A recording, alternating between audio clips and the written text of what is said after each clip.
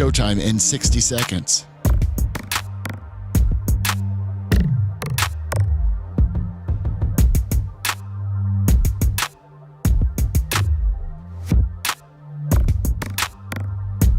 "45 seconds.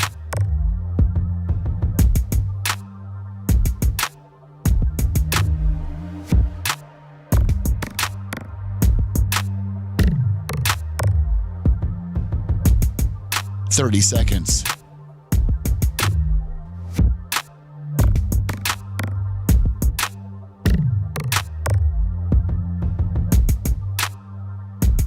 The show will start in 15 seconds, and this is your last audible warning.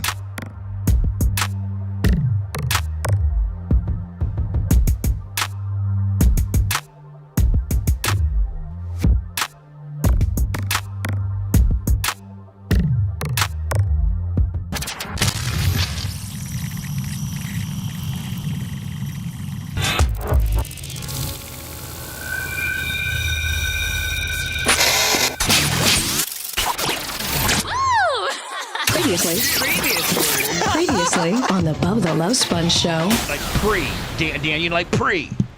Is that that can happen? That can happen. That's sort of that prostatic ejaculate. That pre-seminal fluid, not the entire semen, but the pre-seminal. You know, the clear stuff. Mm-hmm. He had to wipe himself up. You know, he literally after he was done, not only did they wipe his butt, but he had to wipe his penis. Because he had pre-seminal. Dude, your friends are nasty. Was this talk around Warsaw? Don't worry about where it was talked around. Yeah, they addressed it at like the City Hall town. You're listening to the Bubba the Love Sponge show. Broadcast rights for the Bubba the Love Sponge show have been granted to this station by the Bubba Radio Network and is intended solely for the enjoyment of our listening audience. Any rebroadcast, retransmission, or other use of this production without the express written consent of the Bubba Radio Network is prohibited.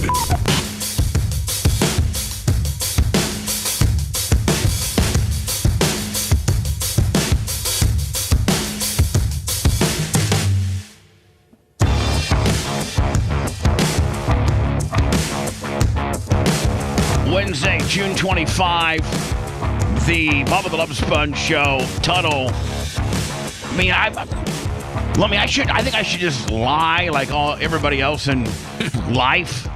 Lying used to just be for pro wrestlers and people, carnies, whereas most people, the media, politicians, all were tried to remain somewhat truthful. But that ship has so sailed. Politicians lie. Yep. Media people lie. I lie. Seth lies. Everybody lies. New Malplaisir, $50. Oh, let me get the standard. And was that for a Tuttle gimmick, or was that just a straight 50? Just Bubba Army tips. All right, hold on. So, go. What'd you say? Nothing. Speaking of lying, you could have lied for me, Lummy. There. That's what I'm saying. It's like me. We could say Tuttle's actually in the studio. New Malplaisir said, "Go Tuttle." Go Tuttle. There you go.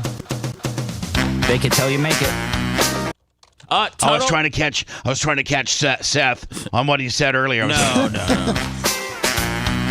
Eat my dick. Jeez, Bubba. Actually, that's a kid show, man. I just hit dump because I'm running a little loose right now. I was gonna say, man, don't disrespect your team like that. Sorry, the Bears can't win. I'm in a loose mood as well, too, man. You running loose? I smoked too much this morning. Oh, you did? Your gimmick? Has it ever hit you differently in the morning sometimes? Like, it's just like... I can't even tell you the last time. I'm going to be honest with you. I can't even tell you the last time that I got high. It's been so long. I can't even tell you. But, yes, it'll hit you differently. And then, like, if you do an edible, sometimes, like, it'll creep up on you all day. Like, it'll creep up on you all day. And then, like, sometimes even the next day, like, if you take enough of it, it'll screw you up on that. The edible world is kind of the wild, wild west. You don't really know what you're getting. even if it says, okay, this one's only 10 milligrams, and this one's 30, and this one's 15, you don't really know. Dude, you don't know what you're getting. Your stuff didn't come with labels, okay? It came from people they made in the back of a pickup truck in Indiana. So, But they're good. Some people get, medicinal stuff that's all labeled right there. You know exactly what you're getting. Yeah, but even in that world, you don't know, I don't know. I mean, I know that you're all in your highness. You're all above board. You get all of your stuff with your medical marijuana card. You always go to the same dispensary. It's controlled. You know exactly what you're getting. But even probably and I don't know that if you do edibles or not, but don't you sometimes experience like an edible that's marked whatever milligrams? It hits you differently than the one that you had before, or a different one that's marked as the same milligrams? I mean, not me, maybe other people, but I mean, 10 milligrams is 10 milligrams. I know. So does 20, there's not really a big difference if you're taking the same amount.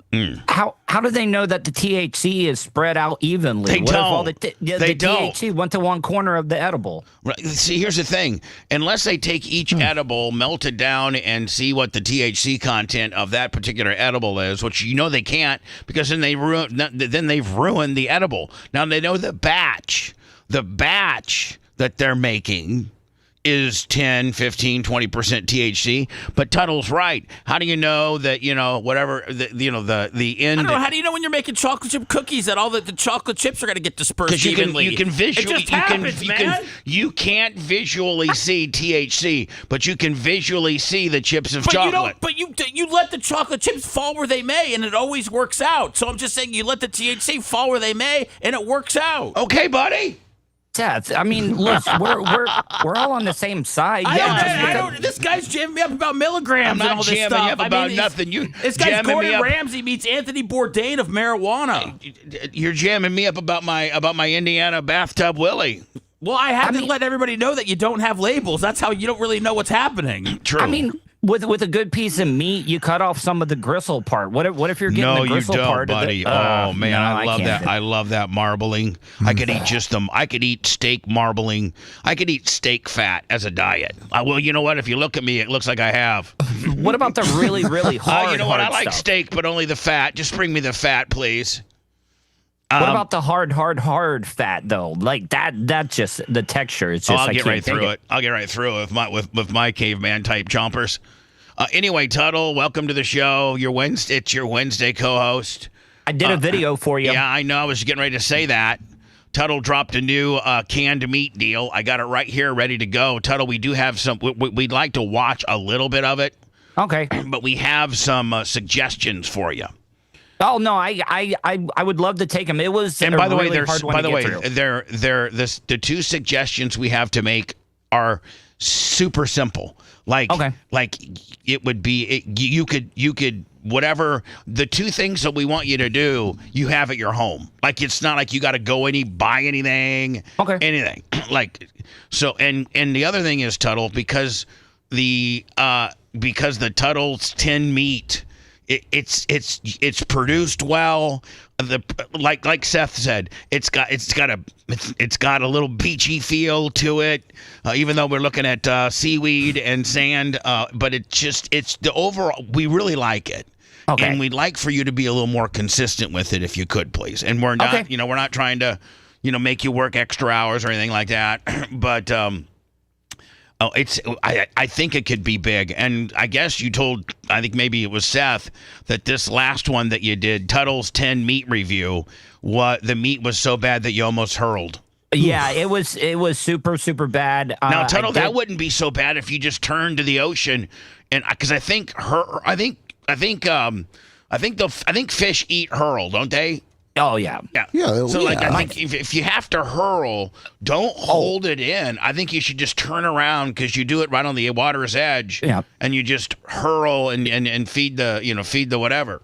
And speaking of chumming, my dad, it was really impressive. He could poop off the side of the boat while holding the steering wheel, and it would chum up the fish. It was pretty impressive. Fish like poop? Yeah, they'll eat the hell out of it. Yeah, they will. Sound like Ric Flair. Rumor has it. Does Ric Flair keep coming to your restaurant and pooping himself? Question. Man has pooped himself like 6 times this year, drunk as F at bars and other restaurants. He gets thrown out of Water Street places all the time. Anybody in the service industry having to deal with this crap show. I know for a fact that Rick Flair lives, Lummy, like at is it called One Tower? Yes. Yes, that's where Gronk. Did you know Gronk lived there? I did not know that. Yeah, Molly Nye, my girl that was trying to find Shiloh a place, her boyfriend lives there. So she spends a couple nights a week there, and that's where Flair lives. Well, that's literally right across the street from, I think, the Pearl and Boulan and all this. And supposedly Flair he lives at that I think is it called One Tower? One Tampa. Is it called One Tampa? One Tampa residency. Yeah, and so it's literally in the middle of all these really, real shishi flute, highfalutin restaurants, and he sits at the end of the bar. He has like a little ritual where he goes from one, now these restaurants, these really high-end restaurants, they got a bar area to them. So people can either wait at the bar while they're waiting for their meal waiting for their table. Or a lot of times people just eat at the bar. But, like Jeff Giargante's Bouillon. Have you been there before, Lummy, yet? Yes, I have. Yeah. Seth, have you been there yet? No. You never have. I don't think I'll ever go to a place called Bouillon.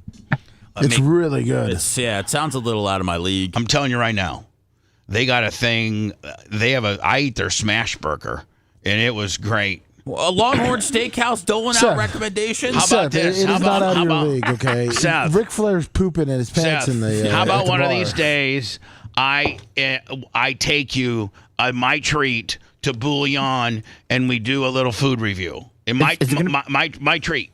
A show trip, all of us? Well, no, not all. Yeah, I mean, I want Tuttle to go. He's the tin meat guy. Let him have some real food for once. No, if it takes away from Seth, Are they open for lunch? Let me Bouillon. Yes, I believe so. All right, maybe we'll go do lunch one of these days. That would require Tuttle, one of these Wednesdays that you decide to be in studio, which I got to think it's as well as it looks, as well as you look now, and we could literally, like I opened the show up, we could lie and say you're in the studio because you can't tell. You simply can't tell. No. It's got to make it harder to come to the studio with it looking so good. And I got to figure the more that you do it from your home with our green screen studio backdrop, the more comfortable and the more accustomed it feels. So it's got to almost be like there's no way am I driving all the way over to Tampa. Got to get there the night before, stay with Colton or stay with Bubba in his apartment, go to then another 3, is it 3.5? Is it 3 or I guess it's probably based on what type of traffic you get going through Orlando. Yeah, I take the back roads now. I stay off of I-4. Like I go up to 50 and go across, but I got to wait until I'm getting a company car because rest in peace, my dad's truck finally bit the bucket. It did? Yeah. So do you have no wheels right now? At the moment I do not, but I am getting a company car. But is that company car going to allow you to take personal trips? Yep. Wow. Nice. So anyway, doesn't anybody like in your community have like an old Cadillac or something that they're not using? I would love one, but I got my old Cadillac at the track. All I have to do is register it. But it works? Yeah. All right. Well.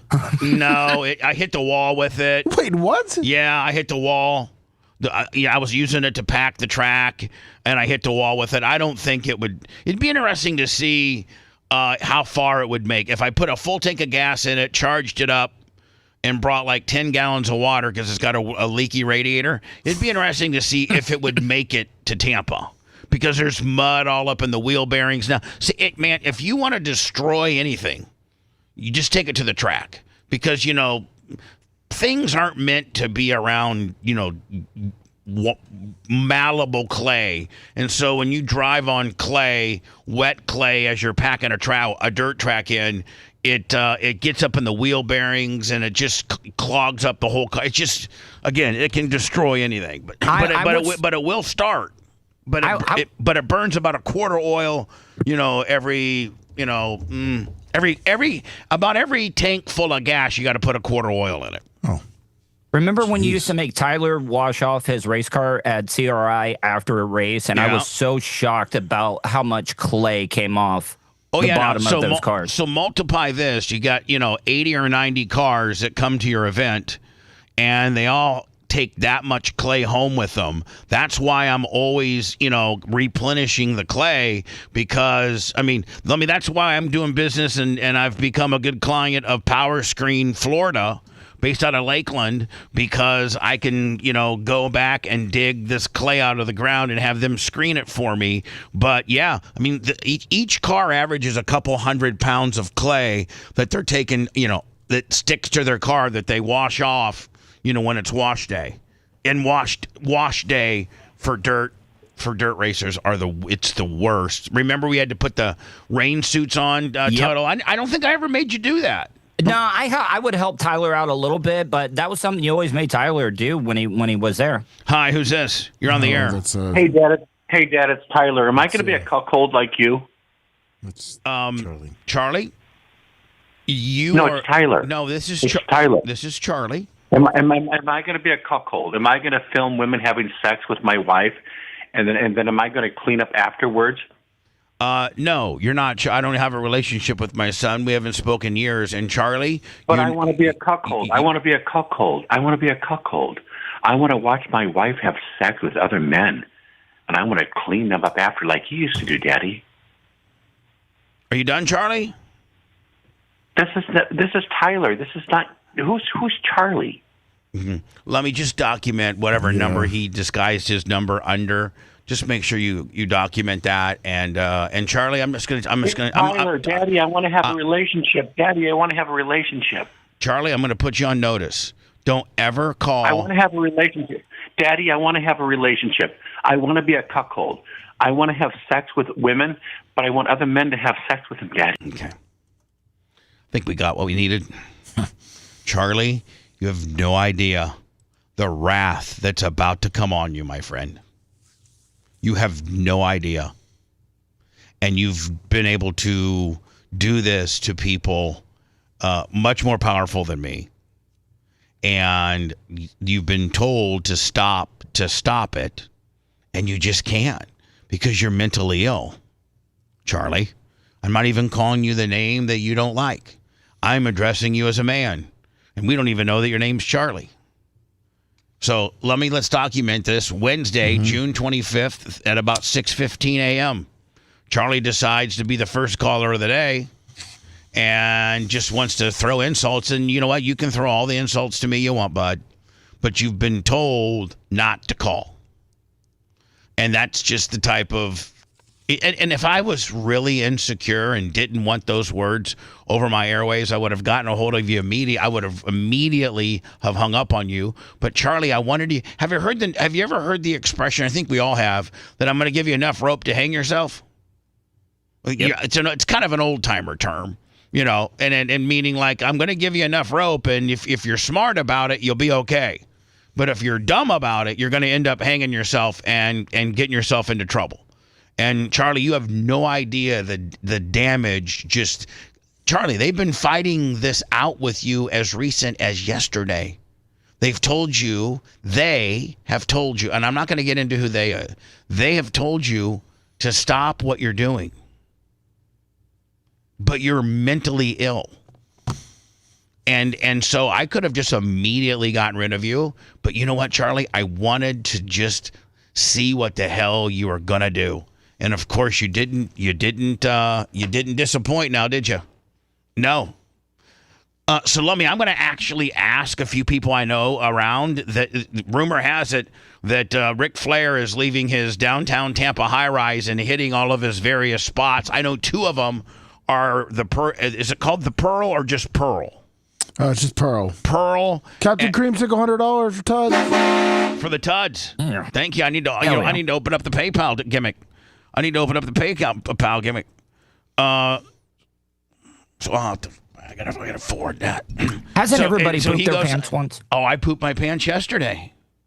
I've gotten into this not just routine, but I don't lack of, like, you know how they say that don't trust a fart after 50? I mean, I don't know if you've ever heard of that. And Seth, My dad said that. You did? Yeah. Only the old my timers dad. would say that. Seth, obviously, you're not even close to 50, so maybe you've not heard that. But, listen, as I get older, what would just probably be a normal fart sometimes turns into a shart. And, man, nothing ruins your day more, because here is the formatics of a shart. Every one of us, please, as men, maybe we don't, rip farts in front of our girls. I do. But we all fart. Women fart, men fart, kids fart, pastors fart, doctors fart, the Pope farts, your favorite football player farts, Tom Brady farts. And so, I mean, would we all at least agree? Yeah. We all fart. Seth, you would even probably agree. You fart. You fart? Yeah, I breathe too, man. I know. Yeah, but you fart. You fart. Does my favorite athlete breathe? Yeah, he farts. Michael Jordan farts. Are we all farting when we pee now? No, I don't fart when I pee. No. I do. But I found out. But recently I found out I'll go to the bathroom like a number 2, and I'll be when you're doing a number 2, you're also urinating as well. And then I also find, so I'll get all cleaned up on my bidet, get it all blown off, get it all patted down, and then I'll put my pants up, and then I have the urge to pee. Is that any of that happen to you guys? After you're completely done, then you're like, oh my God, I gotta pee. Yes. So let me tell you about the formatics of a shart. It completely ruins your day. So what you think's going to be just a standardized fart, you go to fart, and then it's not a fart. It's liquid, and you can feel it go through your ass cheeks, and then it hits your underwears. And then hopefully you're home, because if not, well, if you're home, then you got to go to the bathroom, take off your clothes, get in the shower, wash your ass, put new underwears back on. Now, chances are it may not have leaked through to your shorts. So you got to look at your shorts, give it the sniff test. I know all of us are heathens, but you give it the sniff test. Maybe I've been known to throw a little Febreze on, That's right. Just a little bit of Febreze on my shorts, because my shorts didn't get sharded. But your underwear is completely junked. You got to put it in the washing machine, and you got to take a shower, and but if you're out and about, that's why I'm a little more aggressive with my farting when I'm home, or I'm here, or I'm near a bathroom where I can take a shower. I'm a little more aggressive, because if it does turn about 50%. I shard about twice a week. Wow. So here's what I'm thinking Ric Flair's doing. He's what, 70? What's Flair, 73? 74? He's got to be older, right? And so He looks 80. if I'm He is having, drinking, right? He's 76. He's 76. He's drinking. Yeah, that loosens the bowels. Which it loosens the bowel, and it probably desensitizes your feeling in your ass. And he's going to these restaurants drinking, and what he thinks is just a little, ends up being a shart. He's not cleaning it up. He's just sitting in the shart. Which, at that point, man, you think about the way sometimes your fart smells. Think about, you've actually laid something solid that you're sitting in now, and I got to think that's really smelly. And there was a person that posted something on a Reddit forum that says he works in the service industry in downtown Tampa, and Flair goes and poops his pants. So it said it's been at least 6 times. 6 times pants pooping. Do you think he gives a woo when he sharts? No, you don't sell it. No, I don't think he does. I think he hopes. I think at that point he might actually leave and go to a new place. But now you're walking in pre-sharded. When you walk in and you don't have the milk duds and your drawers, you don't smell. But when you're laying milk duds, those things smell. What's the longest you've ever had to let one ride out? A shart? Yeah, like before you could check it. I sharded once when I lived in Tierra Verde, which Tierra Verde is about 25 minutes from the Howard Franklin Bridge. I pooped so much. I mean, I had one of those complete bowel cleaners, and I had to sit in it for 25 minutes until I got home. And then once I've told the story before. Once I got home, I had to get one of those beverage boxes that you like a cardboard box that you put like a 12-pack in, and I had to like squat over it. First of all, I had to put my shorts and my underwear in the box, and then I squatted over it, and then I went and jumped in the pool, and then I told my pool guy to come the next day and clean my pool extensively with boric acid and all that kind of stuff, and, because I don't know. That's what white trash does. When white trash has a pool, white trash will use that to clean a shart more so than a shower, I think. Yeah.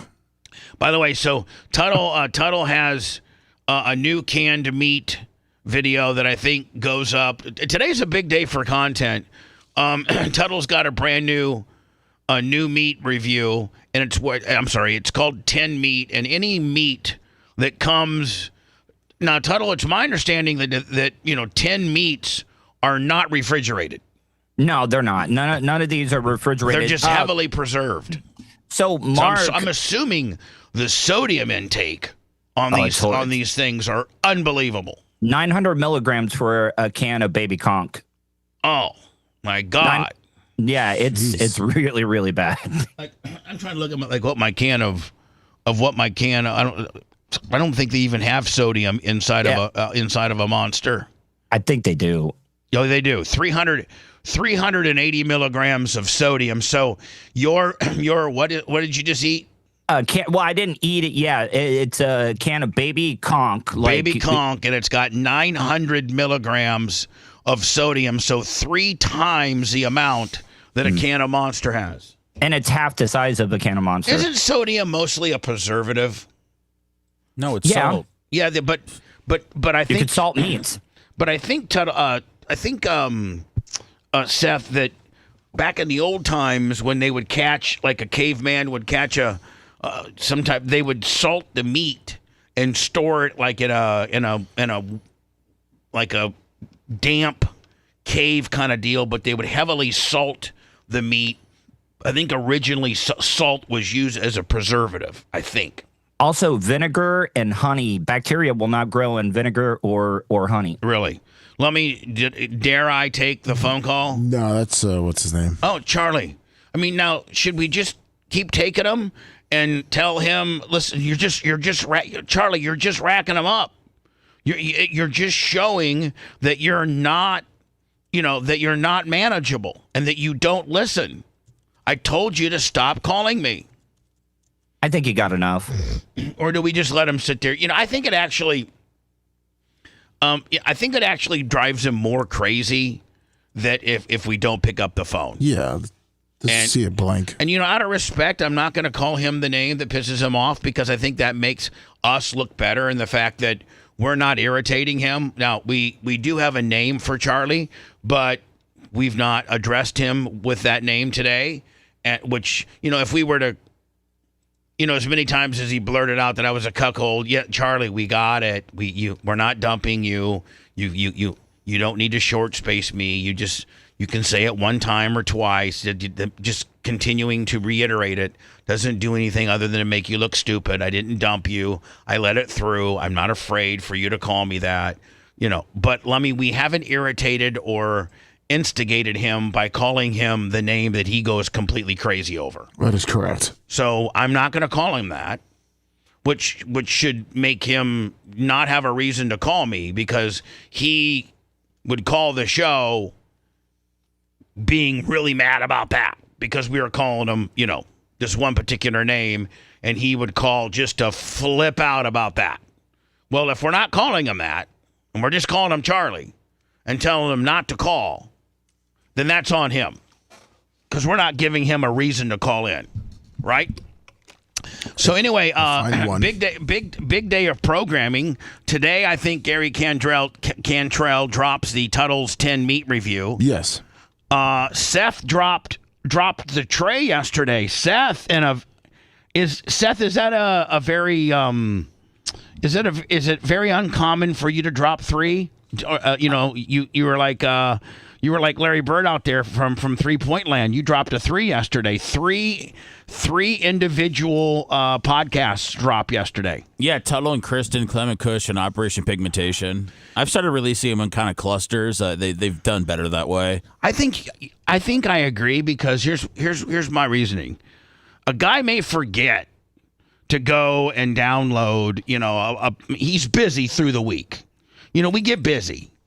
And if he only has to go to the website twice a week and he can get all of the programming and on 2 different visits to our podcasting site, whether it's Spotify, Google Play, iHeart, Bubba Army HQ, whatever, and you can say, oh, there's 3, so let me download 3. I know, Seth, we've gotten emails that people a lot of times listen to the podcast on the weekend. Yes. There's all types of listening habits and things like that. So if they can go grab 3, they can get through them at their leisure, but they can go get 3 without having to go 3 individual days to get those 3. They can go get those 3. Making life easier for people. I almost like having just like maybe 2 or 3 days that you drop all podcast, like Monday, Wednesday, Friday. I'm not telling you what days to do it. But like you have like 2 or 3 different days, and those are the 3 days that we drop them, and we drop everything in those 3 days. I kind of like that. Yeah, it's hard to do because of everybody's schedule, but there are a couple of days where I can release at least 2. So, have you been able to preview Tara's juggling chainsaws? Yeah, I listened to probably about half of it last night. Did you like it? I did, yeah. So I didn't listen to the whole thing. She texted me back to ask how it was. So I'll probably edit it up and put it up this weekend. Perfect. My sister is going to start a new podcast called Juggling Chainsaws, and it's my understanding that it's her and another woman, and this woman is a successful businesswoman. Is she a business owner too, Seth? She sounds like another. She's good friends with Tara, and she sounds like another rich, successful businesswoman. Okay, so maybe is that what kind of they get into? Just the struggles of being, rich and a woman and successful. Well, not in this episode, but I think that it's coming from a businesswoman perspective, right? It's certainly not going to be a call her daddy type podcast where Tara gets into. How big the filthy Egyptian's wiener is. No, we are just offering some more free programming that we want people to complain about. That is available only in our podcasting world. That you can't find anywhere else. I guess maybe the only other place you could potentially find this, Seth, would be at Bubba Army HQ. That's it. Bubba Army HQ or our... all of the places that you download, that you get podcasting. I think that's the only 2 places you could find all this stuff. Am I correct? Yeah. Am I the only one that finds, because men are sometimes scared by powerful business women, but for some reason I find it sexy as hell and would not mind being a kept man one day. Yeah, I think some men are intimidated by that. I don't think I could roll around with a chick that, What if she was taking care of everything for you? I should shut my fat mouth because I kind of pretty much am right now. I kind of pretty much am. Merch Crick, Yeah, but you tell her what to do. I was like, I couldn't live that life, but I am living that life right now. Exactly. Hold on. One more time, Seth. I didn't mean to step on you. I can't live that life, but I am living that life right now. If you want a deep dive into the Bubba the Love Sponge show from the past, go to BubbaArmyHQ.com. We'll be back after these words.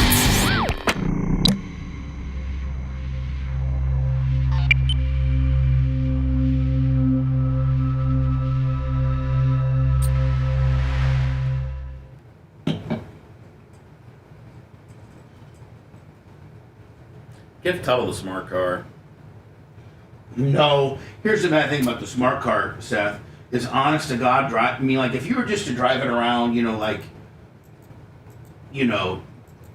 area. Yeah, Not across the bridge. I got to think that where you live compared to like where Sammy dives and all that stuff's like pretty close proximity. Like you're not having to cross to Howard Franklin or anything like that. So I think if you used a car like that, it would be okay. But the minute you put that motherfucker on the highway, you could get killed in it.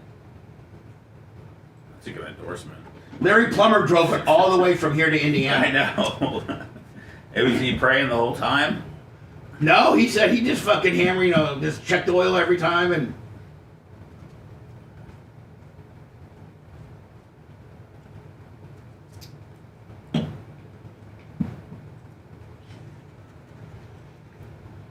Thomas Gilson.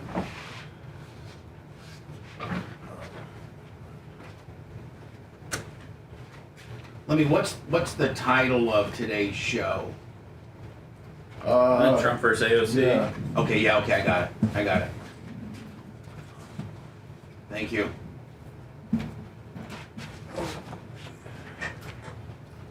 Thomas Gilson. Did they big box us or no?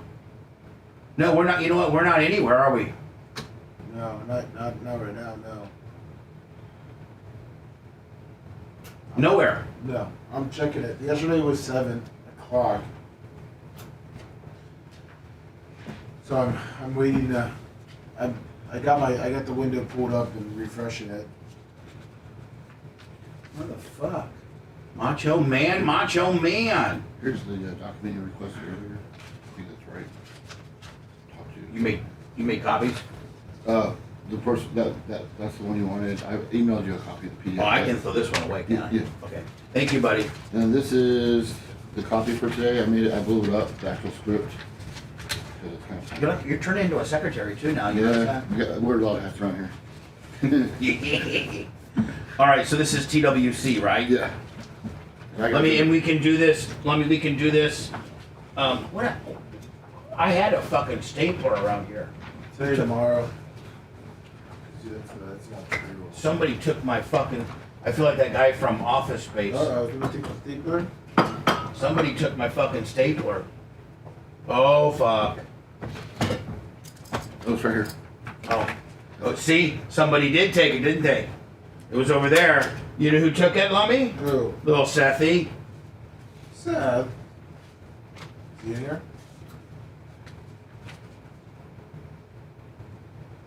Come on, Seth. I gotta literally leave like at 55. I gotta be wheels rolling down the road at 55 because I'm going to get lab work done today. So, will you handle that airport stuff? Yes, sir. Nothing else I need to know, right? Just pretty much take it and drop it. Maybe text Merch Crick. Okay. And just ask her where you take it. Okay. I think you go to the post office and you walk up to the front desk and you ask them for one of their big carts. So it's like back in the day when we used to drop them off. Probably. You ask them for their big carts. They give them to you, and then you go and fill it up and roll it back to the door to the side. Yeah. Yeah. If anything, ask. Yeah, not a problem. Seth, I feel like who's the guy from Milton? I feel like Milton because you stole my stapler. I didn't steal your stapler. Yeah, my stapler was in your area, and you stole my stapler. And so I was looking for my stapler, and my stapler was in your area. So I felt like Milton a little bit, just to let you know. What are you stapling, Seth? I'm not stapling. I don't know what Seth's over there stapling contracts and shit. Baseball cards? Baseball cards.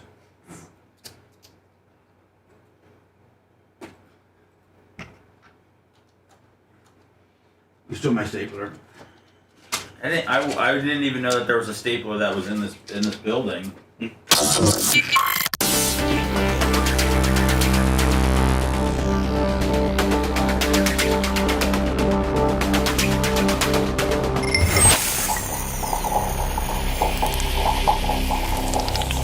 Broadcasting live from the Aquabito Studios. Aquabito.com/Bubba. It's the Bubba the Love Sponge Show.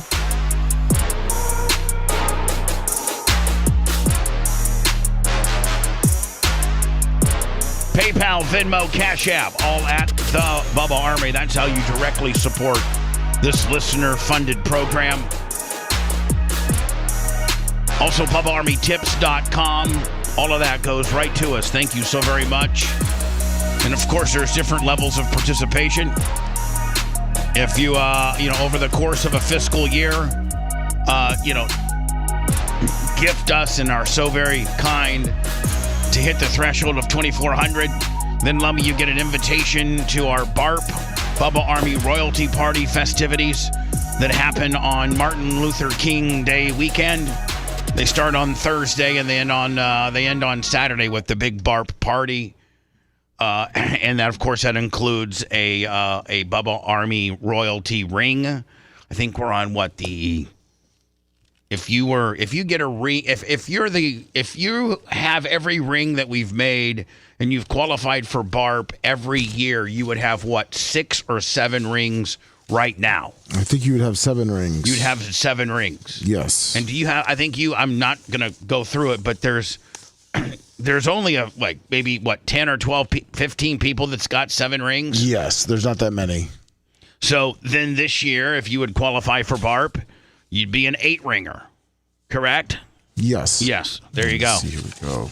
I will let you know this. Another way you can help the show. Maybe you can't. Maybe 2,400 is a little too. 13, by the way. 13 people. Yes. Maybe 2,400 is just, you just can't help. That's okay. You can consume the show for free. Just, follow us either on Rumble or on YouTube or Facebook or X or Twitch. And that costs nothing just to follow us and, watch all of our videos, listen to the show. You can listen to the show on 103.1 terrestrially out of Fort Walton Beach. You can listen to us in Phoenix. You can listen to us here in Tampa in several different ways. So that's helping the show too.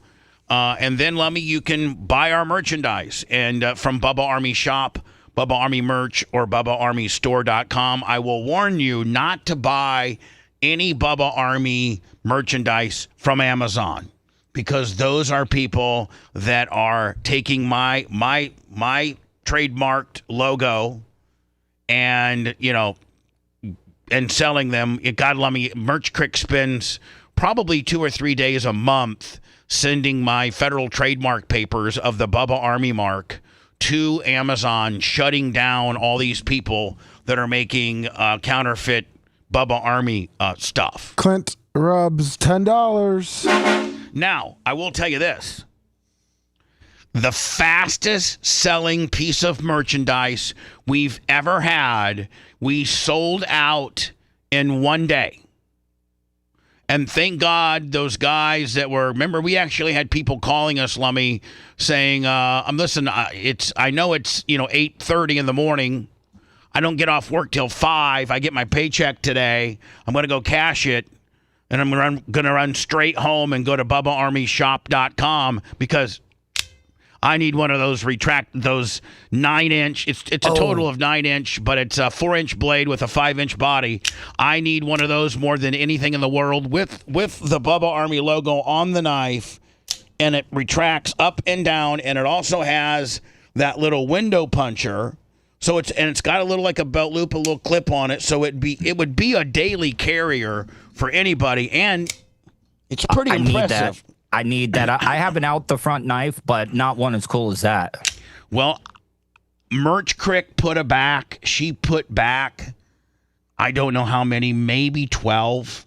I'll buy the damn thing. But, well, you're not going to be able to go to, let me actually go to BubbaArmyMerch.com, let me, and even, I think they're sold out. I woke up this morning, Merch Crick was making me breakfast. Nice. She's the best. I bet you probably out of all. Well, I think only Seth and you have significant others sold out. Does your significant other wake up 10 minutes before you get up and make you breakfast? Come on, dude. I'm just asking a question, bud. Don't get mad at me. I'm tiptoeing out my house not to wake anyone up. My girl wakes up 10 minutes. And I always have a hot breath, whether it's biscuits and gravy, whether today was 2 eggs over easy, 2 pieces of toast, and 2 pieces of bacon. But my girl makes me breakfast every morning. So when I'm up, and then I get up, she gets up at 3:30, I get up at 3:40, and my breakfast is made, and I'm eating my breakfast, and she then usually will go back to bed for a little bit. Oh, okay. Unless I think a couple days ago, she followed me over here because we had just gotten these knives and she wanted to get them out. So this morning when I'm eating my breakfast, she's like, I just want to let you know that I think we sold out of knives. I held back 10. So Tuttle, hopefully I know, Seth, you got your knife, didn't you, bud? Yeah, I had a serious question because I'm keeping it in my car. As you should. And I know people carry around knives to, cut rope and do manly things, but honestly, could you stab somebody with that? Absolutely. Okay. Yeah. Absolutely. Seth, you could use it for a personal defense. Well, because I just wanted to know, I didn't want to go stab somebody and then it doesn't cut their skin and then I'm just sitting there like a dildo. Now, here's the thing. Don't walk up to them and then hit it and think that the blade's going to go inside of them unretracted. No, I gotta put some force. Well, yeah, and you got and you got to have, like, come look at me here. You got to have kind of a technique like, you got to be aggressive with it. You know what I'm saying? Tuttle, you have some tips or something? Well, yeah, it does have to be opened first because there is a safety lever. Right. Like if you have something in front of it and you hit the trigger. That's what makes it legal. Mm-hmm. Yeah, the legality of this knife is not gray area. It's legal because there is a safety mechanism that won't allow you to put this thing against something and hit it, and it's got so much power that it'll penetrate it. That's right. So you have to get it open before you stab. But Seth, you cannot, like, you just couldn't go like this. I know. Let's say you had a bad guy and you went, No. I'm gonna. you gotta act like a man. Yeah. You gotta be like, bitch, what? Let's see it, Seth. Be a man. Do you have yours with you? No, it's in the car. Take mine. All right, let's see And then this. I want to see you practice acting like a guy that just cut you off and he road raged you and he came up to your window and you roll your window down and then you I want to see this. Hold on. Yeah, like you cut me off. Oh, hold on. You cut me off. I got a daughter in the car. No.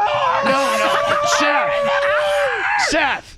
Yeah. You gotta make it way more of a production earlier. Huh? You gotta flick it out in front of that chair. Okay. So you'd be like, show it to him. Hey, buddy, you just cut me off. My license is suspended. I can't do this. No, Seth. Buddy, give me that fat neck. Give me that gob. I want to see it bleed. No, you're not doing it right. I'm getting tired. Fighting's tiring. Yeah. So what I want you to do is you stop in front of him. Okay. And you look at him, and then you go, bitch. Okay. And make sure that he sees you. Hey, bitch. Yes, perfect. Want to taste the blade? Yeah, perfect. Yes. And Lummy pulls out his 9 and shoots Seth dead right there. Yes. Now, Seth. Right. Yes, Seth. Perfect. Thank you. That's very effectful. Oh my God. You're like, bitch, what do you want, man? And then you could get tired stabbing somebody, man. You gotta have good cardio to be able to stab somebody 50 times. Bitch, you want some? Get some. I was scared of the rage Seth just brought. So what do you think, if you get tired from stabbing, what do you think it was for like medieval knights to battle on the battlefield with swords and stuff? They had to go home and rest all day. I think about that a lot, Tuttle, when I'm watching Game of Thrones and they're just like, the guy has to fight like, a war and they're battling 50 guys at a time. And I'm like, nobody ever gets tired at all. They just keep fighting. So anyway, the knives, they're done. Now, I don't know if I order another. I think I ordered 200 and we blew through 200. I don't know if I order like maybe another 100 and they won't probably sell out them, in a day or two. But for those that, one, didn't get them, but two, we got to kind of start thinking about Christmas and stuff. Oh yeah. Like I think we might need that knife as a staple. Why don't we make a green and red knife? Have you ever done? Why green and red? For Christmas? Christmas. Oh, no. What about a Bubba Army Christmas ornament? People would buy that. Or a Bubba Army, you could be the angel on top of the tree, Bubba. Yeah, we can make you an angel. Perfect. Oh, the Bubba Dunkin' a donut? Yeah. No. Yeah. And an angel on top of the tree with angel wings? You're Yes. talking about the tree topper, Bubba tree topper. The Fat Man Dunks logo with as the top of your tree. Yeah. I don't know. I think that is kind of borderline disrespectful to those that celebrate Christmas for what it's supposed to be celebrated for. Some people That put you stars that up you there. Got, yeah, I mean, you got stars, you got angels. You wanted to fry a Quran. But I didn't. I wanted to fry a Quran for publicity reasons, but I didn't, Tuttle. So you can't put that on my tab. And let me boogie 1122, $20. Seth Money is a beast. Let me wait till I get in stab in shape. Seth, yes, sir. Were you able to show the pigmentation guys the knives? No. You know they would have wanted one immediately. Well, that's the thing is that when I show them stuff, they want many of them ASAP, and I knew that I didn't have access to them yesterday, so that's why I purposely did not show it to them. So anyway, I'm thinking about reordering the knives, and maybe a Bubba Army Christmas ornament, Tuttle, but not a tree topper. Oh. Okay. Not a tree topper. Just because a tree topper, it's an angel. It's somewhat sacrilegious. I don't want to. I get blamed for a lot of things. So here's the deal. Nobody has given me any credit, nor do I need. I don't need any credit. But that we collectively, and in particular me, because I'm the one that has the inside source to Hogan's Health. And as reported, I think early on last week, it was a lot of our conversation had to deal with speculation on Hogan's Health. Yes. And Hogan is, I'm assuming, still in the hospital, because if I was so grossly negligent and wrong about the information that I gave, that I had inside information of about Hogan and how his neck, the complications he was having in a neck/back procedure weren't that, and that Hogan's reps were not being honest with you, that in fact it was a heart issue, and he was at one time or another on a ventilator, and that family members were being summoned, all of which now, has any of it been refuted by him or his people? Other than the day one, which at that point, Us Magazine called them out, right? Yes. After they got called out by Us Magazine people, everybody that said, Bubba the Love Sponge reported that there was a potential major heart issue, they verified that was the issue. After that, man, nobody has heard anything from Hogan at all. Now, don't you think that if I was so grossly negligent and grossly wrong that Hogan would be... Hogan, listen, he's very active on Instagram. Very. And the things that he's posted are just old, ambiguous, old stuff and file footage. Now, he did post him and Nick... This is him and Nick on his Instagram. He posted him and Nick for Father's Day. He posted another picture of him and Nick on Father's Day sale, 20% off. Yeah. and then a picture of that's Pete Bolea, and that was his father. So on Father's Day, he completely left out Brooke. Completely left out Brooke. And don't forget, Brooke just got married to the guy who used to play for the Penguins, and I think he played for one other team. And I think he won a Stanley Cup with the Penguins. And he's a great dude. And that's her husband. And Hogan refused to go to the wedding. It was a very, very private thing. And then Brooke just had twins. And Hogan refused to participate in any of that. So I don't know. There's heat between her and him. And I don't think that you better yourself as a dad if you got heat with one of your kids and you post one of your kids for Father's Day and not your other. And you post them twice, too. Put them twice. So... The only thing he's usually the only thing that... I'm sure Brooke is okay not being used to give 20% off shirts. Brooke could care less. This is, Lummy, the last time that he... hold on. Got a little feedback going on here. The last time he's been seen alive. And I don't know if this is file footage from last, fall, or what, but this that's not even a video on me. That's him obviously doing a beer appearance. This is from 1 week ago, but that's not new, meaning, this is something that was probably 3, 4, 5 months ago, that his appearance at a beer store. On Hogan's Instagram, all he's doing, Lummy, it seems like, is he's posting, he's part of this new sort of like a wrestling league, right? Is it freestyle? Is that what they're calling it? Freestyle? Yeah, freestyle.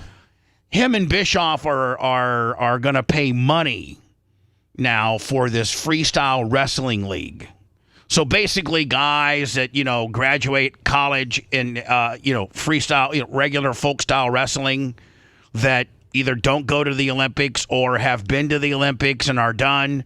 There's not been, other than Kurt Angle. I think Kurt Angle and Brock Lesnar are the only two. And Seth, you probably know more about this than me, but I know over the years, I think the Briscoe brothers might have were highly decorated in college as regular wrestlers, but for the most part, there's not been a lot of NCAA champions and Olympic champions and things like that have gone on and been huge pro wrestlers. Two of which, that off the top of my head, out of you got to think there's hundreds of these every year that are NCAA qualifiers, All-Americans, and so the only two I can think of would be Brock Lesnar, who was an NCAA champion for the University of Minnesota, and Kurt Angle, who was a Olympic champion.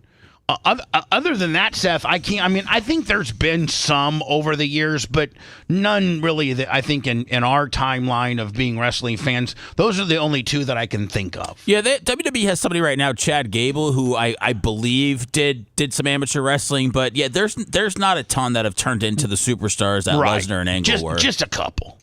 And so there's no place for these guys. He's very talented, like the Eric Grahalis, and there's really no place. Life after wrestling, if you go to whether you go to the Olympics or whether you're an NCAA champion, there's really not much for you to do. Most of them, a lot of them get into coaching, but there's not a lot of opportunity. This might be a good thing that him and Eric Bischoff are starting. I don't know. I don't think I'm going to find it very entertaining, right? Wouldn't there? You can't cut promos on the guy. Amateur, and this is not this. I hope Brandon the Quad's not listening at all, because I don't want to break his heart. I might start crying. Amateur wrestling is not exciting. What? It isn't. I wrestled. It's not. Did you say you wrestled? Yeah, I wrestled in high school, and so did I. And it's not. Do you still have your singlet? No, I wrestled 185 my sophomore year, and I haven't seen 185 since. So what I'm saying is, it's not. Seth, you're dead on. It's not exciting. It's two dudes. There's zero space. Like, there's not one guy on one side of the ring and the other guy, and you got to clothesline him. Then what do you do when the other guy's just on the other guy and they're trying to figure out their next move? That's right. You're just on another guy. That's softcore porn at that point. There's a guy on top of you that's trying to get you on your back. That's the premise of this wrestling.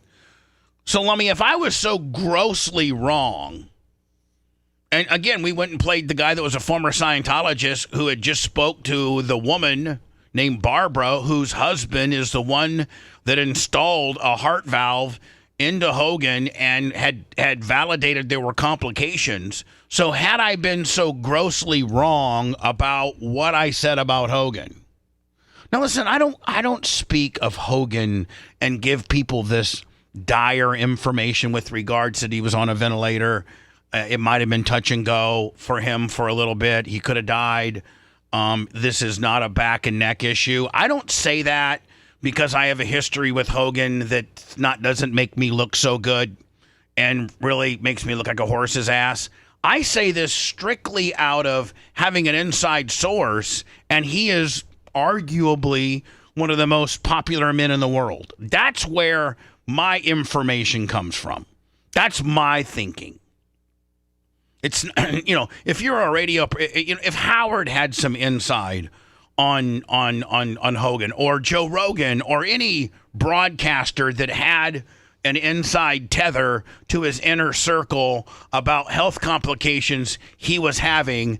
That's what all of us that are in content or a YouTuber or, a nationally syndicated radio personality or all of the above, we're always looking for some type of scoop on something that's real. That's what we do. We just don't sit here and, just read the news that somebody else has discovered. If we ever get anybody in journalism or content, if you get a scoop on Michael Jordan or a Hulk Hogan or a Magic Johnson, or a Taylor Swift or, a Travis Kelce or a Patrick Mahomes, I'm talking about just really famous people, then you come and your source is very, very reliable. You come out with it. That's what you do.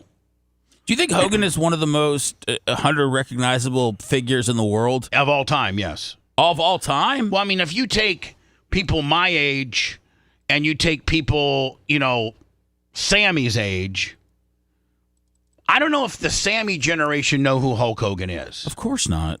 So, I think maybe... I'm not talking about kids.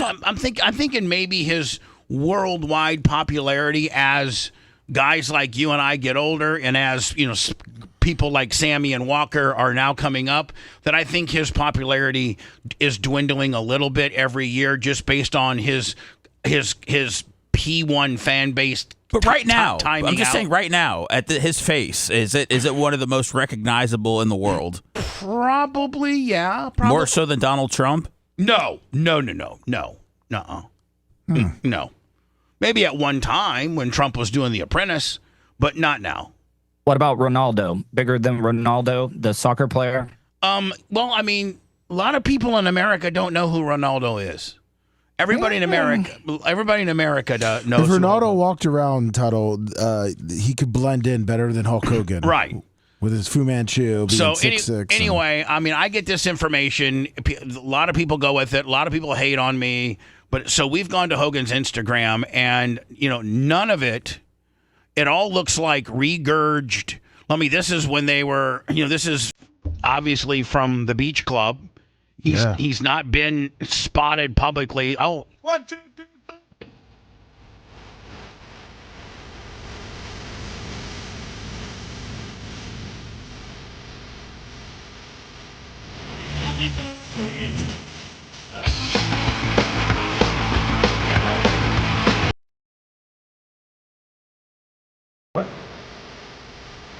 So I guess his beer is 1 year old now. Yes. And so there's the Father's Day's picture. And then yesterday, again, no posts from Hogan. You could go back and when he was healthy, you could go back and see him like he would cut a promo with regards to karaoke night. Well, I think this might be his known last appearance when he was on Fox. Our goal is not to be. What's that? He had Ron DeSantis that he posed with. Do we know it? But do we Could know be an old pick? Yeah. Do we know it as a new pick? This is from 7 weeks ago. Competitive with the Dana White and the UFC or the WWE, but to be just as big or bigger because this is an underserved market. But these guys have swagger, right? They're different. They got the profile. That's the goal. The goal is to showcase the world, the sport of wrestling, and showcase these athletes and give them enough. So that's 8 weeks ago. Find me something that's newer than that. That would that be it? Yeah, because I think DeSantis did a video with him. That's 4 weeks ago, which goes right along the time frame of when he supposedly was admitted into the hospital. Yeah. So there hasn't been anything, updated on his Instagram in 4 weeks that show him, in a live today. This is happening as it's speaking situation. Yesterday, he posted this: Hulk Hogan to open up $7 million bar opposite his spiritual home, the Madison Square Garden. Again, no comments on this, and again, you wonder why everybody's keeping the Hogan situation tight to their vest is because there's somebody that's got $7 million invested into his brand just right there. Be interested. Could you Google potentially like how much the All Real American Beer investment was? They got huge distribution. They're sponsors of the World of Outlaw late models, World of Outlaw sprint cars. So they got a huge marketing budget. There's probably the guy building the sports bars got, they say, $7 million invested.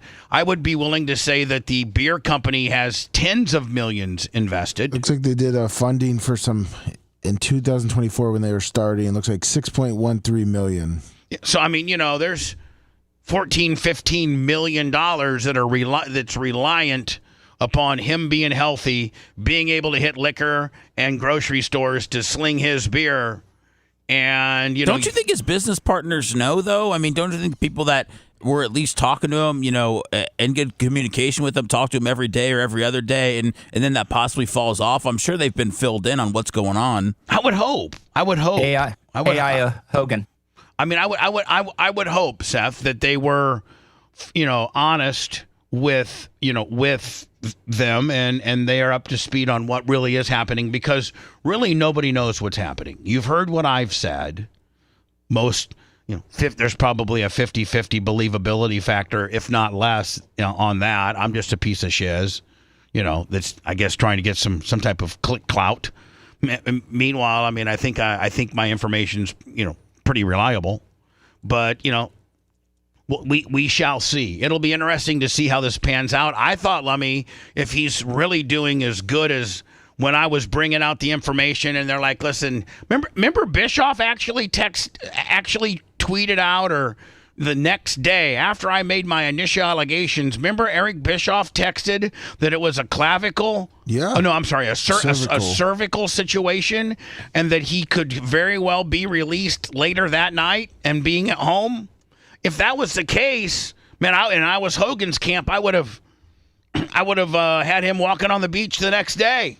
And it looks like what Seth was saying about the people that are partners. A guy that knows one of his partners, Joe Gomez. Oh, by the way, I know Joe Gomez very well, former wrestler, and he used to own Cherries down in Ybor City. Remember Cherries? Oh yeah, yeah. That's Joe Gomez. I know him well. So what's Joe? I guess Joe Gomez has been updated that he is sick. Hogan is sick. Oh, so it's okay for Joe Gomez to say it. But I say it a week ago. I got the scoop of the world, and I'm the God, Lummy, you've seen the hate and the vitriol. Oh, yeah. People. Even people hate. God forbid that I was a little bit onto something there. Let me do words. Tuttle. I think your Tuttle's 10 meat review drops today, but I was going to tease it a little bit. Okay. And we'll do that next, okay? You're listening to the Bubba the Love Sponge Show. If you want 24/7 on-demand Bubba and the crew, go to BubbaArmyHQ.com. The Bubba the Love Sponge Show will be back after this.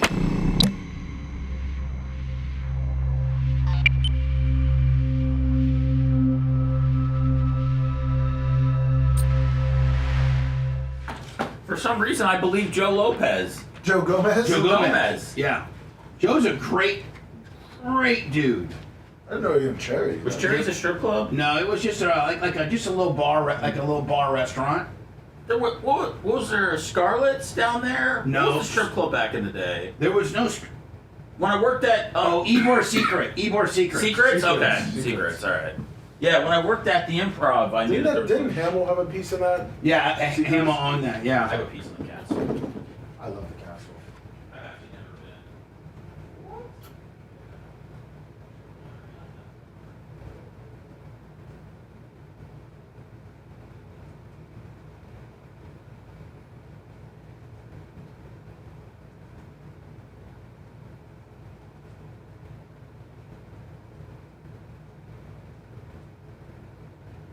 All right, check.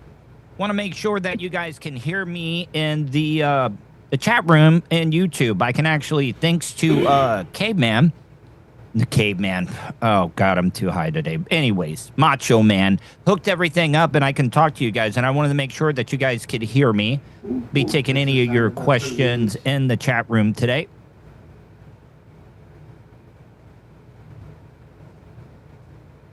Oh, I got to take my glasses off. That's the bad thing about getting old. I need bifocals now. What's up, Paul? Bird, Grouper, Lips, Creatine Travis, got Charles, Grumpy Old Biker, Big Arms 101. Awesome. Well, I'm glad that you guys can hear me. I just wanted to check out and see if we could do that. Thanks to Macho Man. Everybody say thank you to Mach for hooking this up so I can talk to you guys during the hot mics. The 10 meat review was actually really, really good, guys. Well, it was entertaining, as in good, it was entertaining good. But I will say this, it was the most disgusting ones that I've ever tried. I tried escargot and sea urchin. I did sea urchin. I did that. So I only did 2 this week, and it was really, really good. So hopefully you guys are enjoying this. If you guys, I have them on my phone because I cannot check chat on my computer because I'm streaming from my computer. So anyways, just want to let you guys know I'll be following on chat on my phone. If you guys have any questions, I would love to. Make sure you hit that like button. Oh, we're already over 1,000. So thank you guys. Really, really appreciate that. That's a name you can trust and report. Because last week when I was on, we didn't get to 1,000 until right at the end of the show. Yeah, Pappy Jasper, Mach is the man. I remember Praise Macho. Blue Samurai. Yeah. Mark sent me some of the Swedish stuff. My time is now, buddy. And then somebody also sent me 05 would have been sushi on some 7. fermented shark. I think that might be the same thing. Tunnel talking? Yeah. I will say this. I will try canned dog food before I would try tinned cat food. I really would. What's up, Larry Carpenter?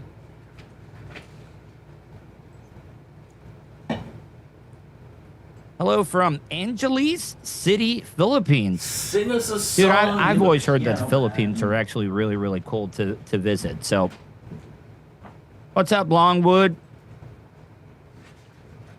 There's been some serious shit going on in the world because I haven't heard about that Diddy trial in about 2 weeks. I know, and I got information on Getting it today. my new glasses, Today, as you can it's see. wrapped up. I've It's got done. them taped up right now.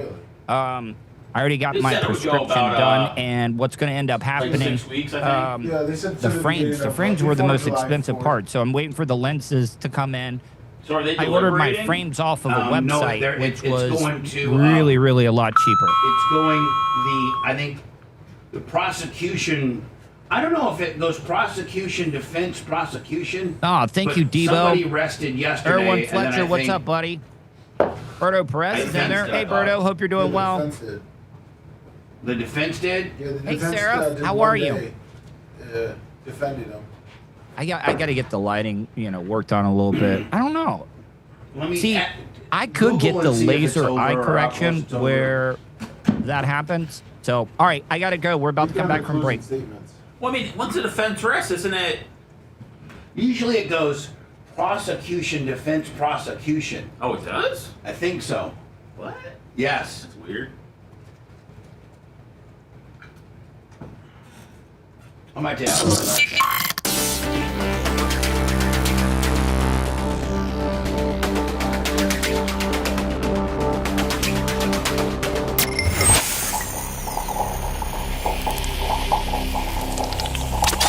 Broadcasting live from the Aquabedo studios. Aquabedo.com/Bubba. It's the Bubba the Love Sponge Show. Let me look up the formatics of a trial with regards to closing statements. I think it goes prosecution, defense, prosecution. I think.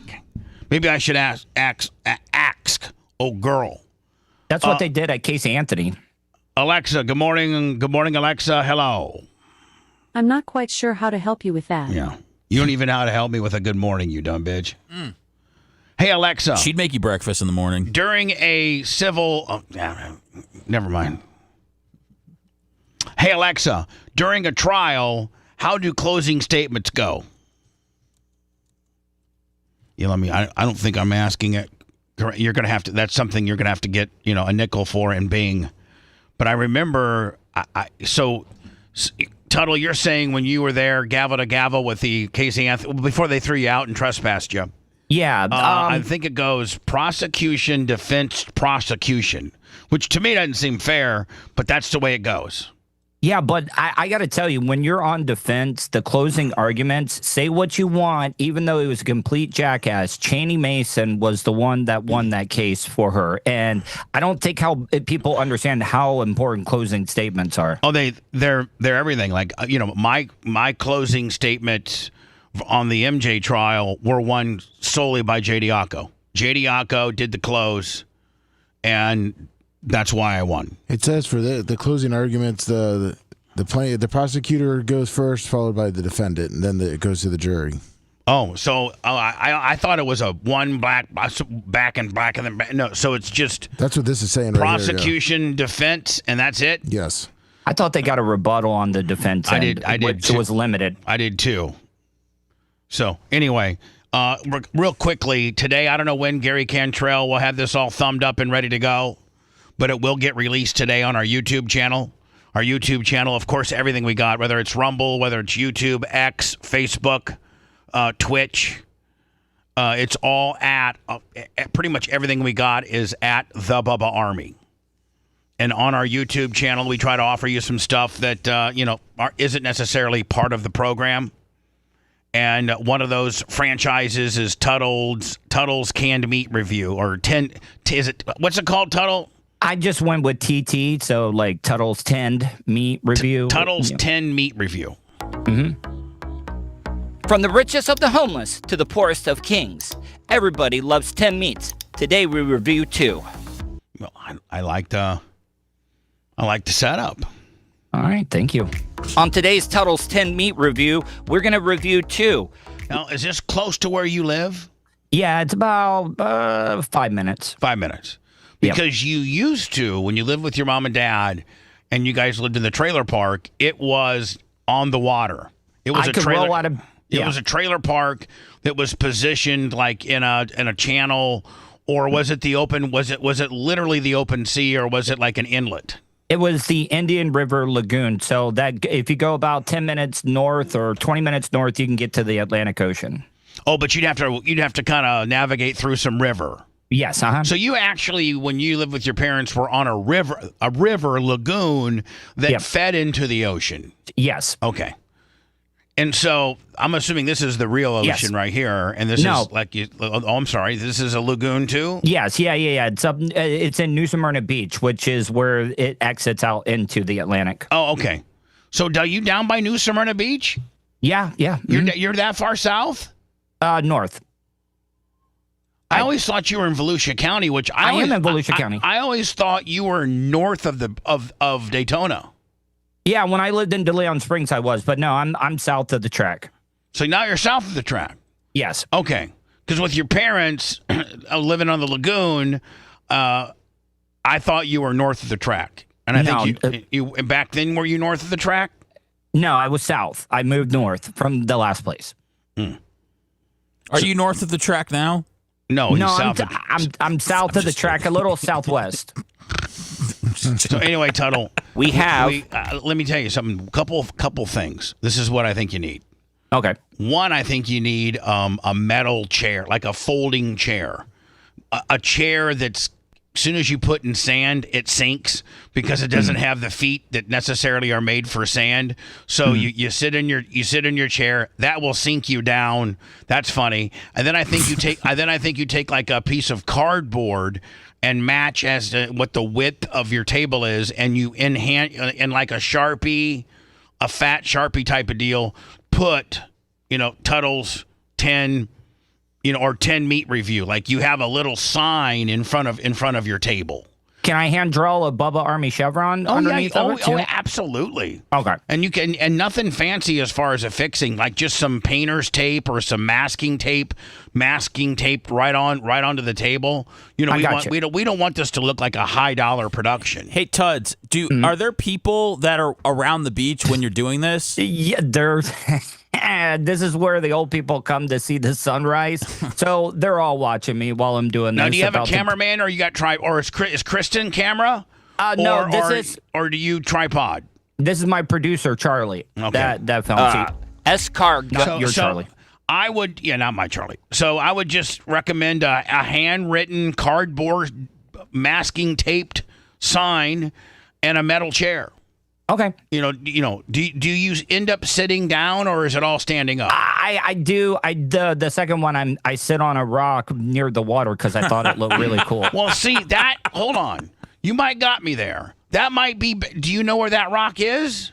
Yeah, it's right behind me, right there. We're right behind me. Right here? So I'd move. Yeah, behind me, it's a rock. The tide, it's half in the water, half. Oh, maybe you're gonna have to do your meat review when it's low tide, so that rock, you can sit on it. Yeah, you'll see the second one I moved. We to have the rock. escargot. We got a little bit of that, and something I've always wanted to try: sea urchin. Holy hell! All right, the first one that we're gonna try today is the escargot. Yeah, you sitting on that rock would really pop, in my opinion.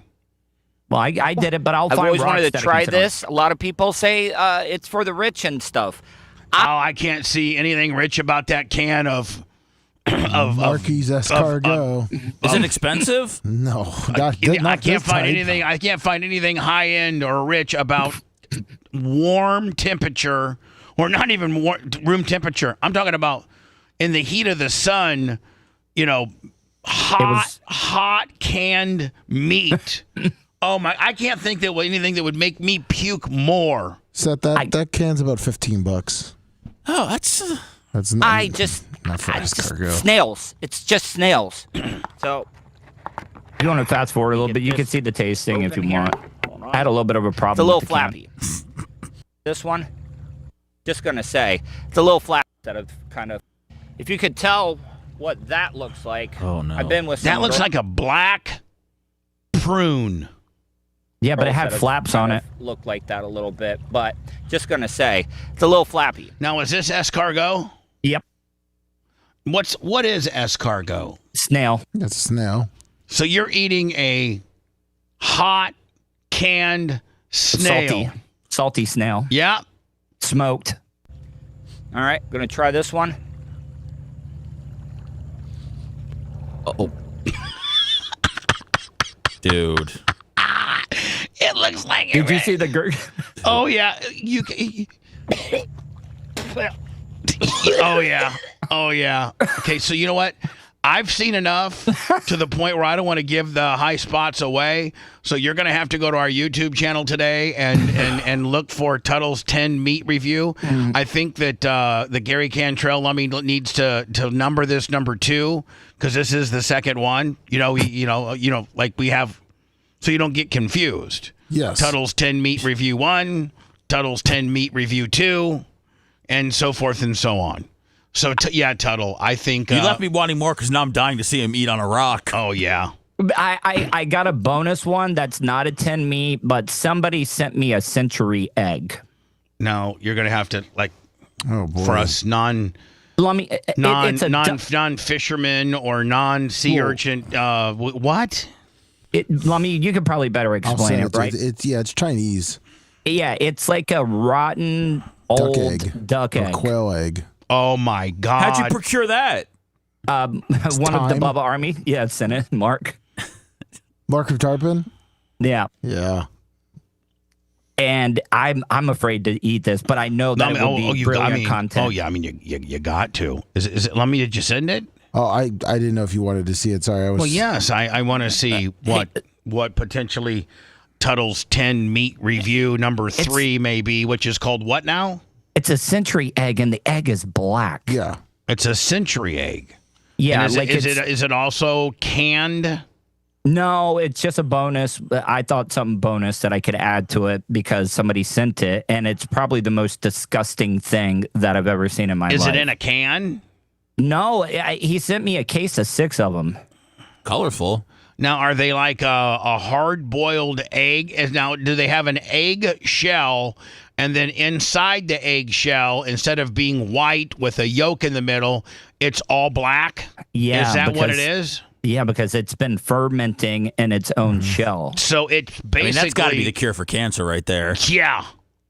That's got to be the cure. Yeah, because you know why? You throw up your entire intestines and you get rid of all the cancer.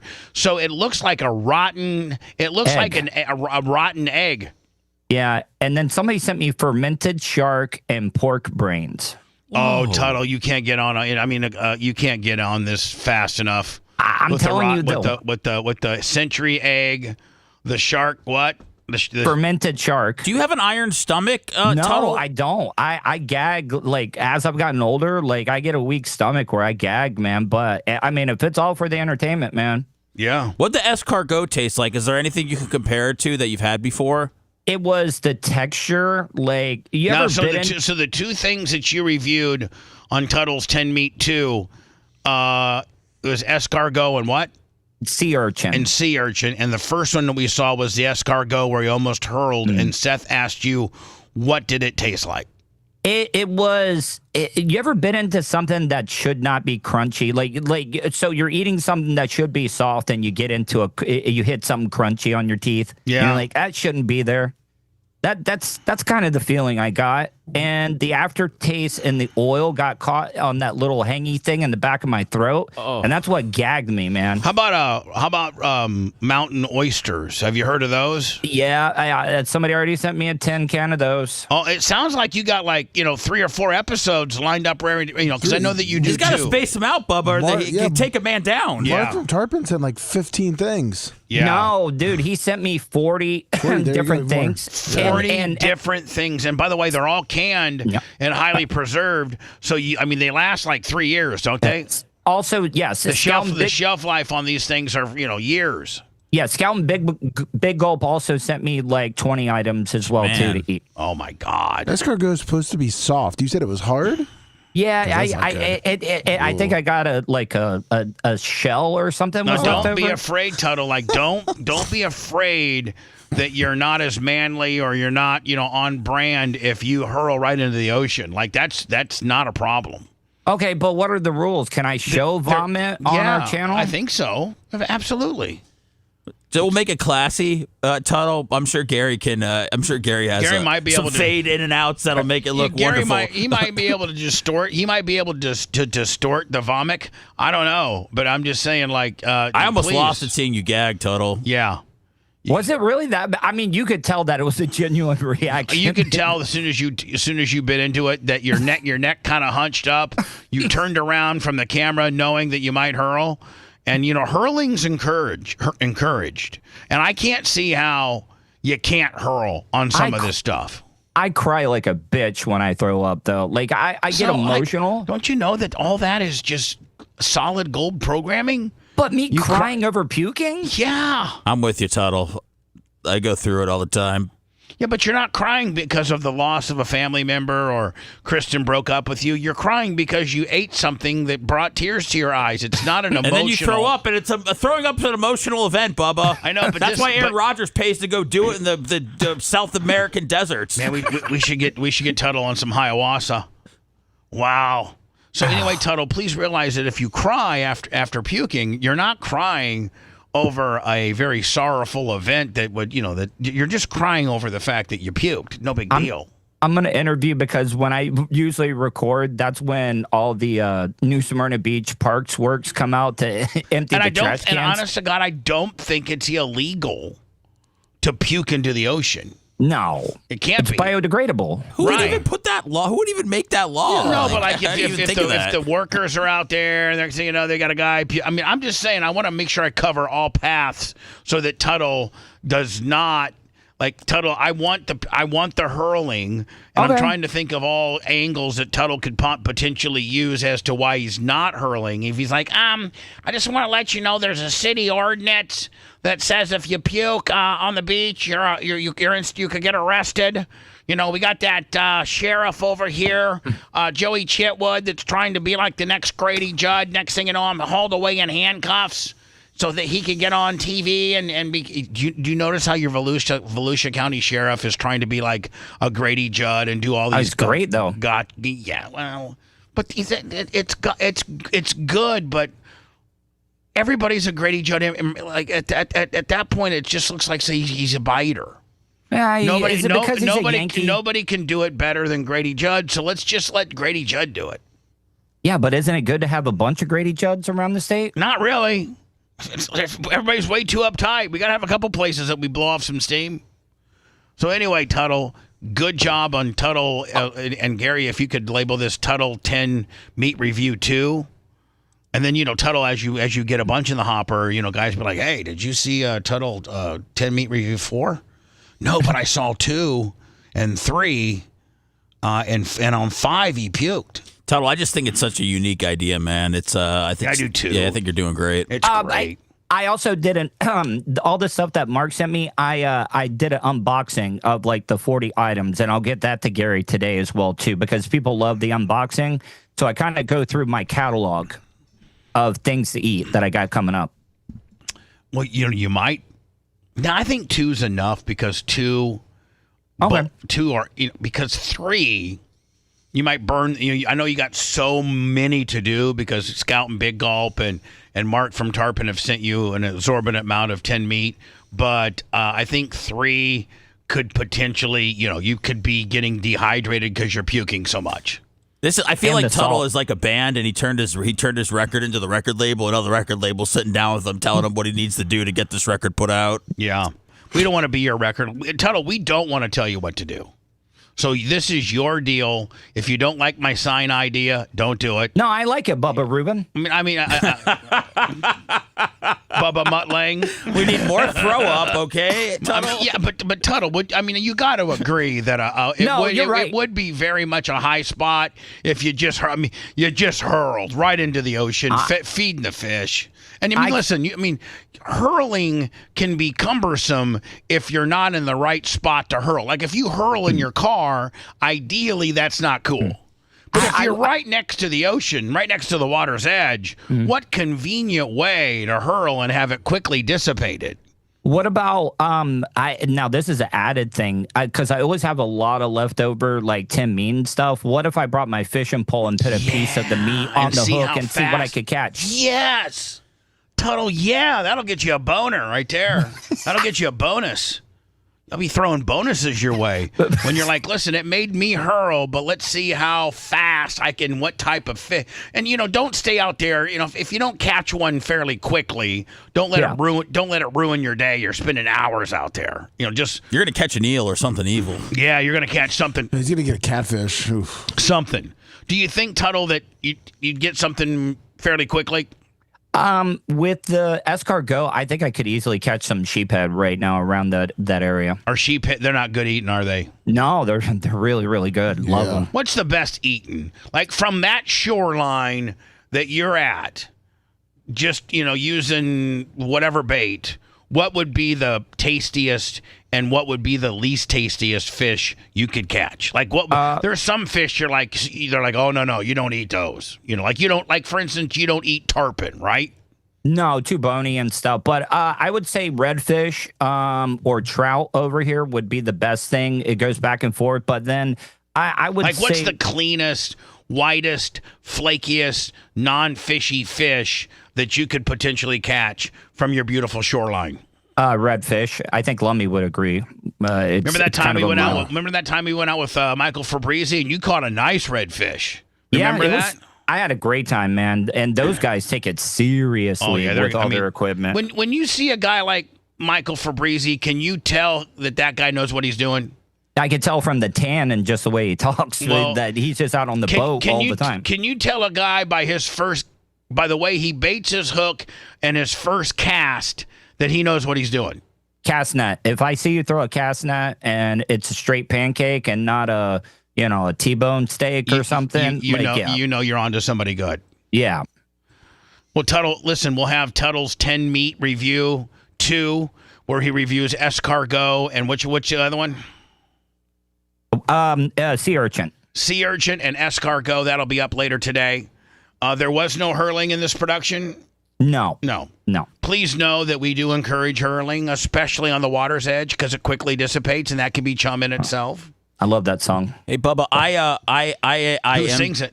Seven Mary 3. Yeah, there you go. Hold on, I did not mean to disrupt Seth. Yes, what do you got, Seth? I don't mean to disrupt you at all, but I know we were talking about Tud's video, and hopefully it has the potential to go viral. And I did just send you, I IM'd you a video of something that's going viral on Twitter right now. I know that you're into these kind of videos, so I wanted to make sure that. Is it my girl from Channel 10? No, I just wanted to make sure I brought this to your attention. No, and by the way, hold on, you're not going to get me. Yeah, you're not going to get me. It's real. You're not going to get Bubba, me. this is Tuttle, real though. You're not going to get me. Okay, this is why. Seth.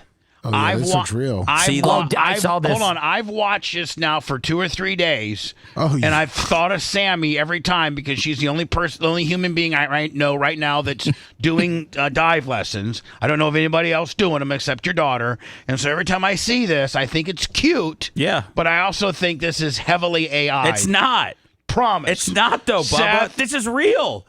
It is. You're making play it. Okay, I'm going to Just play watch it. And here's the deal. I'm very familiar with it because I've been watching it for the last couple of days. Have you seen the 700-pound woman? That one's real. With the ceiling falling down? Yeah, with the 700-pound woman, and she does like this, like five. Okay. Yeah, the ceiling falls down at the end. I sent it to you. So, by the way, I have been watching these, and I, at first, I sent you the woman. At first, is like, wow. Let me retweet this. And then I'm like, the minute I retweet it, Seth's going to go, Sponjo, you got again. This is AI. You were going to retweet the fat chick? I was going to retweet it all. Well, the dogs, the dogs, man, well, hold on. Let me just play what Seth sent me. Now, Seth's trying to tell me that this is real. This one's real. You know they do dog competitions diving all the time, right? Dude, that's killer. Oh, that's unbelievable. Like, that is unbelievably, but it's unbelievably not believable. But you know how long it takes to train a dog to do that, Bubba? Yeah, about as long as it takes to put it in the AI generator to have him make him do it. That breed loves water, by the way, Bubba. Look at this one.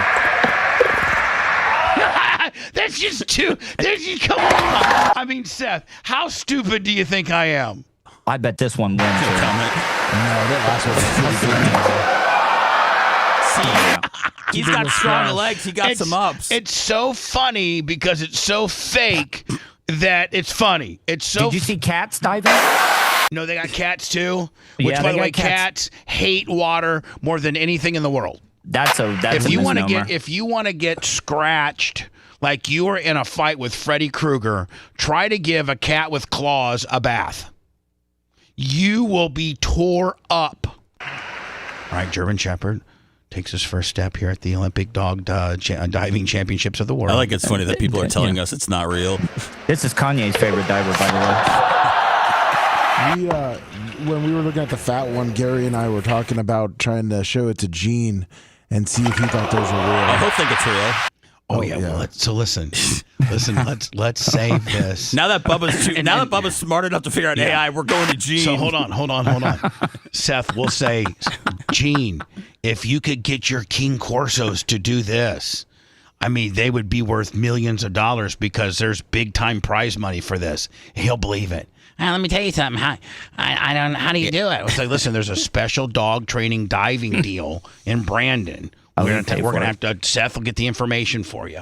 I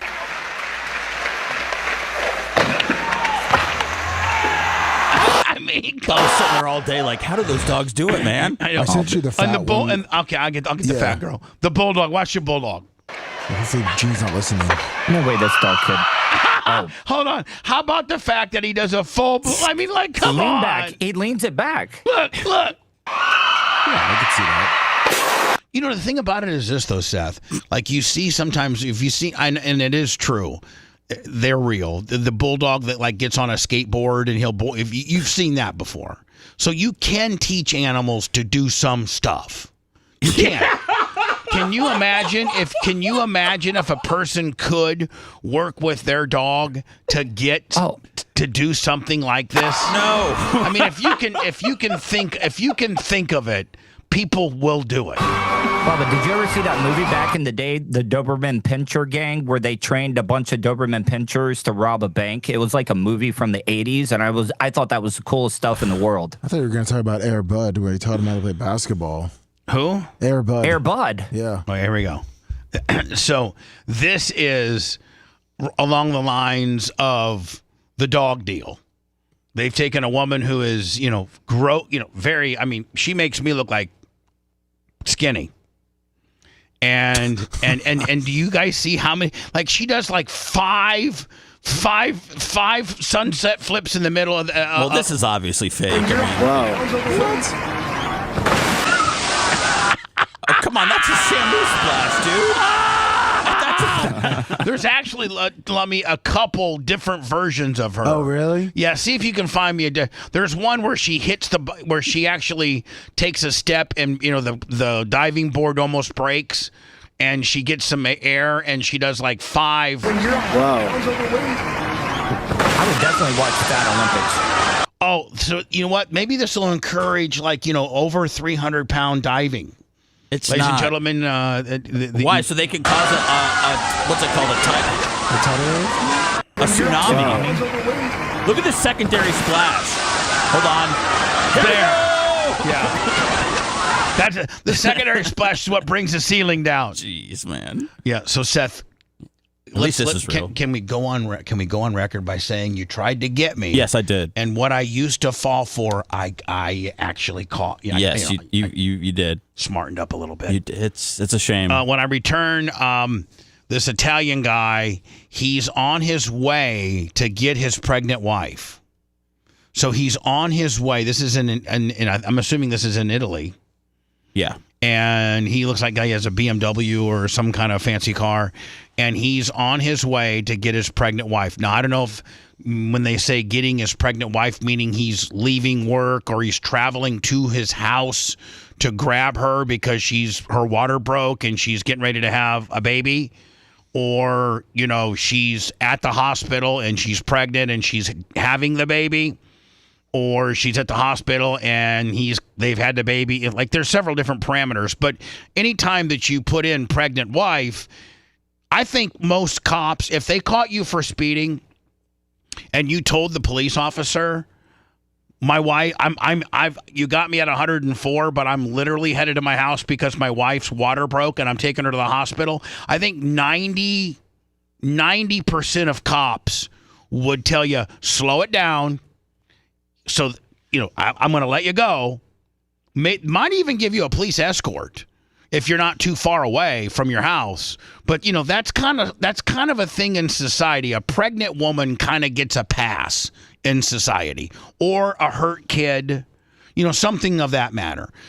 Listen, one time my mom was taking me to the hospital when I got hit by the car. Let me remember that. Yes. I got hit by a car, and my mom was taking me to the hospital, and I refused to go.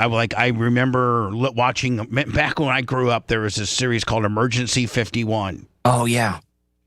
And I always remember watching Emergency 51, and when they would put him in the back of the ambulance, man, they'd start sticking him with needles and running an IV, and then they would call the doctor, and he'd be like, "Give him a Ringer's lactate with a D5W." And so I got hit by a car. I'm not in the right. I got a concussion. I got a hematoma, a bruise on my brain. My head was cracked from ear to ear, and my mom shows up to the gas station that I got hit at, and I'm like, I'm throwing a fit not to go in the ambulance because I'm afraid they're going to stick needles in me. Little did I know I was going to be in the hospital for a month, and needles were going to be a daily occurrence. So my mom said, let me just take him to the hospital. Now, literally from where I got hit, it was called Checkers Food Mart. It was a gas station. And our hospital, Murphy's Medical Center, was probably 4 miles from the hospital. Well, the police was there. The police were there. The ambulance was there. The woman that hit me was there. My mom was there. My mom said, let me just load him up and take him. So the Warsaw Police Department actually gave my mom an escort, full lights and siren, to the hospital. So there are some instances in life where you can speed and get away with it. Well, pregnant women are in that category, and for this guy to have to endure this to me, I'm going to play this when I come back. This should be criminal. This should be criminal what these people are doing. Laying in front of his car, he's trying to get to his pregnant wife. He gets out, tries to drag him off. I'm going to play that next. We'll get your opinions with it as well. Lummy, don't try to go to Bubba Army's store, Bubba Army shop, Bubba Army merch and try to buy that retractable badass. Even Seth Kushner has one of these retractable knives because we're sold out. Sold out. Still got some backpacks left. Still got some other stuff left, but we're sold out of these bad boys. I might order another 100 because it made Seth feel manly, and not a lot of things that we sell in our store make Seth feel manly. I mean, yeah, that's why they sold out. If you love that segment, then check out BubbaArmyHQ.com and do a deep dive on past shows. The Bubba the Love Sponge Show will be right back.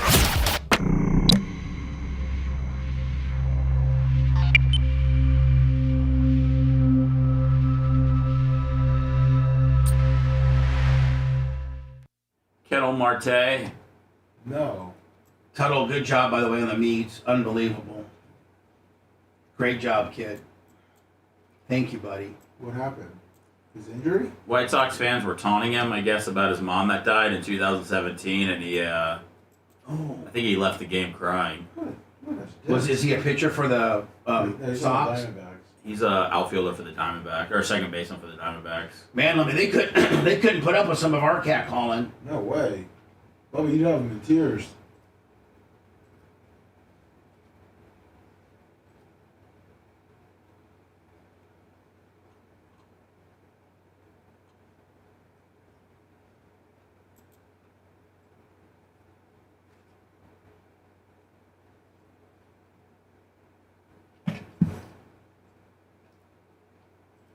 All right, so I'm gonna do the pregnant video, and then get into the P. Diddy case, Seth. Okay. Just how they closed it out, and then after that, get into the AOC Trump impeachment bullshit.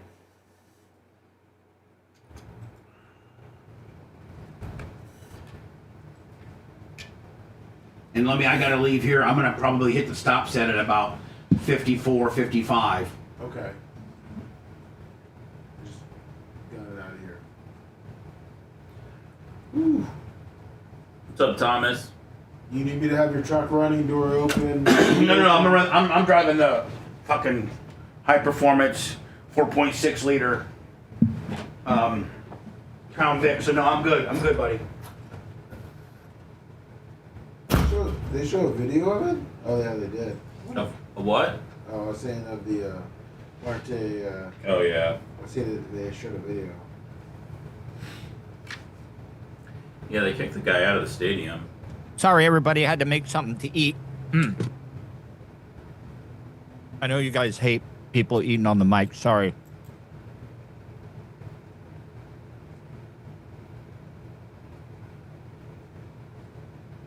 So yeah, if you get a chance, it's going to be up later on. Tuttle's 10 meat review will be available later today on YouTube. So hopefully you guys will check it out. Well, it didn't help. That fan didn't help the White Sox win. Good morning to everybody that is just tuning in. Make sure you hit that like button. We're at 1.2 thousand right now. 1,200. What's up, 843? What's up, Fred? Hope you're good, dude. Yeah, you can't go after fucking people's parent. Well, Yeah, no, I do have a Chick-fil-A near me. Yes, I do. I got one in Edgewater. Oh yeah. Yeah, I'm saying you can't go after right down the street, basically. I don't even know, man. But yeah, no, if you guys get a chance, make sure you go definitely look that shit check up, that dude. out. I mean, it's just. It's a car accident. Yeah, I'm sorry. I gotta be able to eat. I stopped eating. I still have half of my damn wrap left, so I'm not eating it right now. How is the audio quality, everybody, on the hot mic? want to thank Mach again for setting that up. I think we I should get one of definitely those want to knives get to one of Sammy. those knives. We're good. I want to. Better roll up in I think it would be swim great. class, somebody try and fuck with her. The new knife would definitely be my That'll daily teach care. you how to do the aggressive retraction technique. Oh, thanks, the body. And then get kicked out Thomas pretty Gilson. Audio sounds good. All right, cool. If you guys Possibly get a chance, I know I said Can't before, arrest but if you people. guys can think the knife? Yeah, one of the no, they best just take it from engineers you that's and tell ever your been at the parents. BRN, Yeah. Macho Man. Can't be doing that shit. Oh, I am overpowered. Do I need to back out? I can back out if you need me to. Would it be better for me to back out down here and not be so close to the mic? What about this? We'll do a test. How is it here? Do a little bit of audio, sounds great. 5x5 tunnel.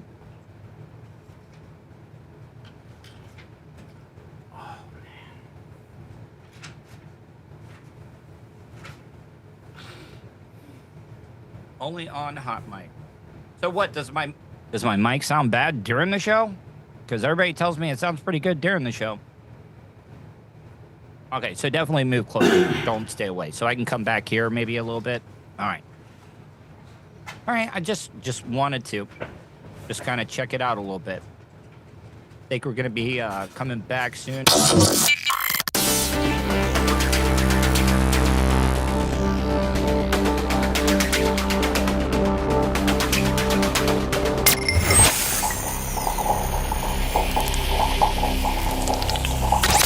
Broadcasting live from the Aquabito studios, aquabito.com/Bubba. It's the Bubba the Love Sponge Show.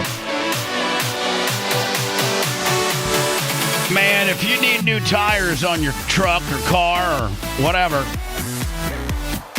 the best tire, and listen, I'm, 60 years old nearly. I don't know how many vehicles I've owned in my life.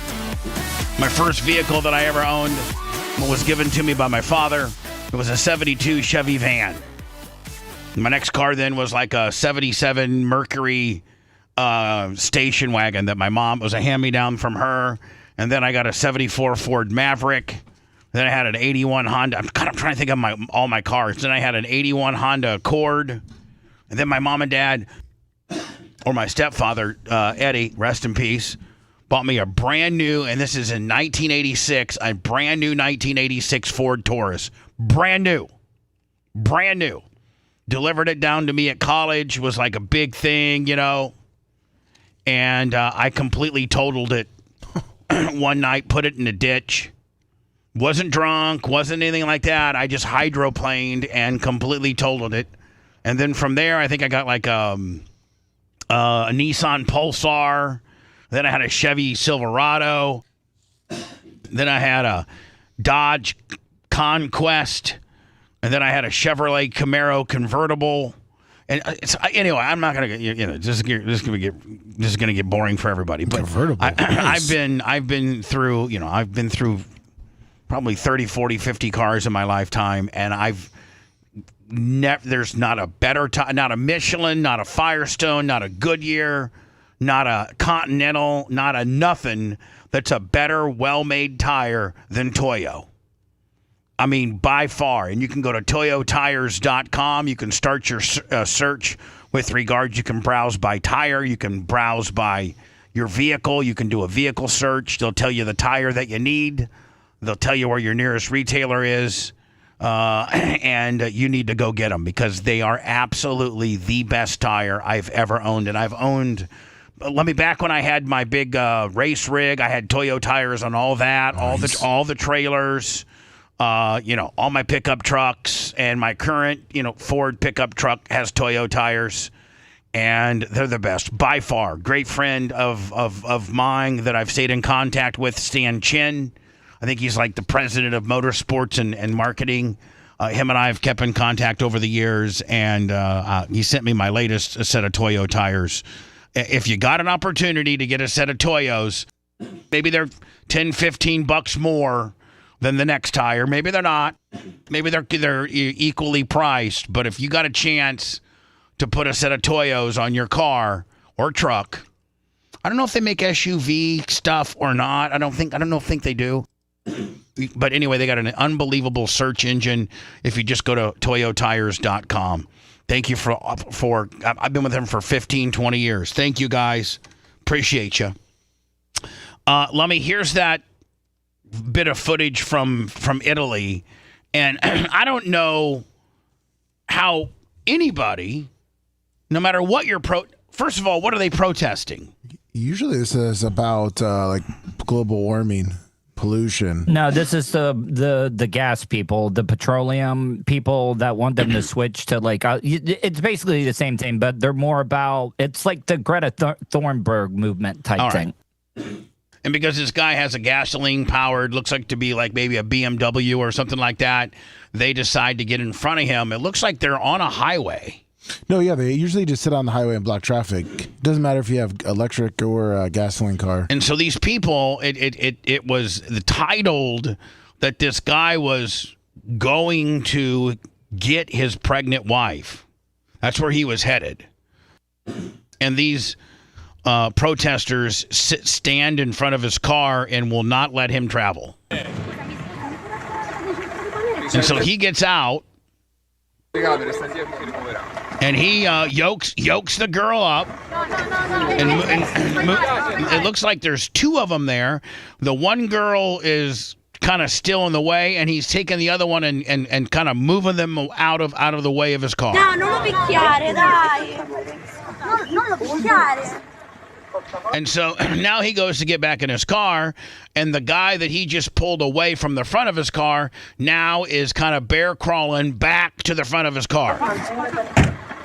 So the guy that he pulled away now has gone right back to where he was. And so the guy goes to pull forward, and he kind of doesn't run over the dude, but he hits the dude, so the dude, kind of flops a little. Oh!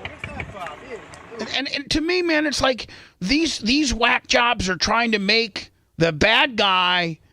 Listen, when you have a valid driver's license and anything short of an emergency with the police or a wrecker or somebody that has the roadway blocked in a professional manner because there's an incident on the highway, that's the only way you shouldn't be. You shouldn't be. It's your right to drive on that public roadway and not have nut jobs like this impede you. And they start hitting his car and calling him an Amacier, whatever that is. So he keeps backing up. Now the guy, gets back out of the car.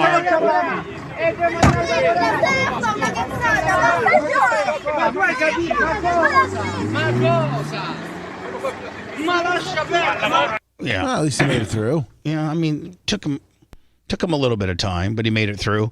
Don't we have a rule that's been acted? Seth, didn't our governor have a press conference that said if you're going to be one of these nut jobs that interlock your hands and arms in front of a public roadway, like they were trying to do at O'Hare one time, that you can just gas it up and run over them? I think our governor said that. Yeah, but I don't think there's any protests going on. Or fire a couple shots up in the air. They'll get out of there.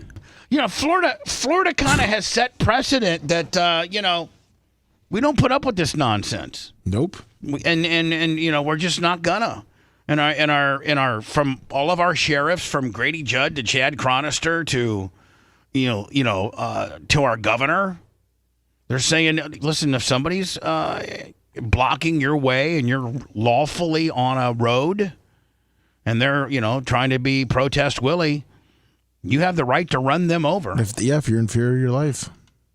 I don't think it's even in fear of your life, is it? Yeah. Did they put that part in there? Yeah. They did. You gotta be a little you just gotta say, I'm scared of my life. Yeah, you don't know what they're gonna do. Seth, you better put your retractable knife away if you gave me, because that would kind of negate the being in fear of your life, because you could give him one of those gimmicks. Absolutely. All you got to do, Seth, if you ever get blocked, is just get out of your car and be like, bitches, and then retract it. This knife. I bet Seth, when he finally loses it, he goes all out, though. He's just going after everybody. I don't know that. I don't know. I think I saw in the first Seth go around. I think I only saw him lose it that one time, where he packed up his backpack and left. And I think, Seth, that was the only time you lost it. I think you only lost it one time. I'm talking like defending himself and just going into a rage and destroying everybody if he needed to. I've never seen that. I think, Seth, would that have been the only time that you lost it that time? I don't think so. Oh, you think you lost it more? Yeah. Oh. Yeah. That I didn't see? Or that you just quelled? I mean, talking about I don't know what is losing it, what does that consist of? I don't know. With you, I don't know. Because you don't look like a guy that throws stuff around. And to me, it looks like you kind of maybe compartmentalize your losing it. You try to keep it inside. You keep your rage inside. You distance yourself from what's bugging you, but you keep your rage inside. You're an inside rager. I think Tuttle's talking about when if he had to defend himself. Yeah, when he has the opportunity to. Like if Seth had to defend his family and stuff, like Seth's going straight up killing everybody. I think Seth downplays his ruggedness, and that he could be rugged if he needed to be, or more rugged than you would think. I don't think I could be, because I don't know what rugged consists of other than carrying knives and watching NASCAR. But that knife does. I think that knife does figure into your new ruggedness. I would hope so. Yeah. But I think Tuttle's right. Like if I did kill somebody, I would snap. I'd be the guy that stabbed him 98 times. Like if someone broke into your house, Seth, and you felt like you were inferior in your life, you would stab him like 100 times. Yeah. Yeah, there you go. In the head, and all the spots where you would hear and you go, oh my God, why would you do such a thing? And then everybody would be like, man, this guy never showed any signs of that ever. Like you're the kind of guy, Seth, that be like, you would go so far off the deep end that people would be like, man, we never do not mess with him. Yeah, we never thought. He was a really mild-tempered kind of guy and always kept to himself and never didn't own a gun and never got violent. I can't believe he stabbed the guy 174 times. That would be me. Threw out his shoulder, as a matter of fact. And then Seth would be running to jail. Like everything would be running through him. No, I think Seth wouldn't be running. I don't think Seth would be in jail. Right, I'm only doing defense. I'm only doing defense crimes, Tuttle. Yeah, I don't think Seth's not doing crimes. I'm not cut out for that. Seth's not doing crimes where he's the bad guy. Seth's doing crimes where he's defending either himself or his family. That's right. But 100 times? That doesn't put you in jail when the bad guy was creeping into your daughter's room at night and you got him in the back with your retractable Bubba Army knife 77 times into the gut and spleen and gutted him open like Dexter. Seth doesn't do a minute in jail for that. I think anything more than 50 gets you looked Tuttle, at. No way, Tuttle. How do you know how many times it's gonna stop the threat? Yeah, Tuttle. I don't know when a guy's dead or not, Tuttle. Yeah. And then Seth, hold on. Then Seth would even hold on. Seth's overabundance of stabbing. He could. First of all, Seth's first thing we're doing was we're lawyering up with Kevin, okay? I mean, Kevin can get anybody out of anything. We've seen that. So Kevin's going to say, ladies and gentlemen of the jury, the reason why Seth Kushner stabbed the guy 146 times is because he's not familiar with what it takes to kill a person, and his rage and his protectiveness for his family overtook. And since he's not familiar that only 5 stabs kills a person, he wanted to make sure the person was dead.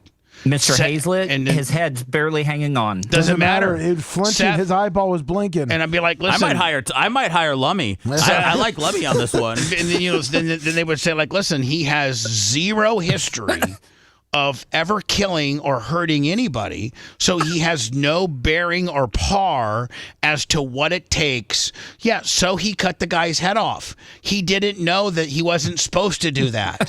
He's never been told that you only have to stab him 6 or 7 times. I don't have a roadmap for the proper way to kill an intruder. He's never been properly stab trained. Okay? He never took the stabbing class.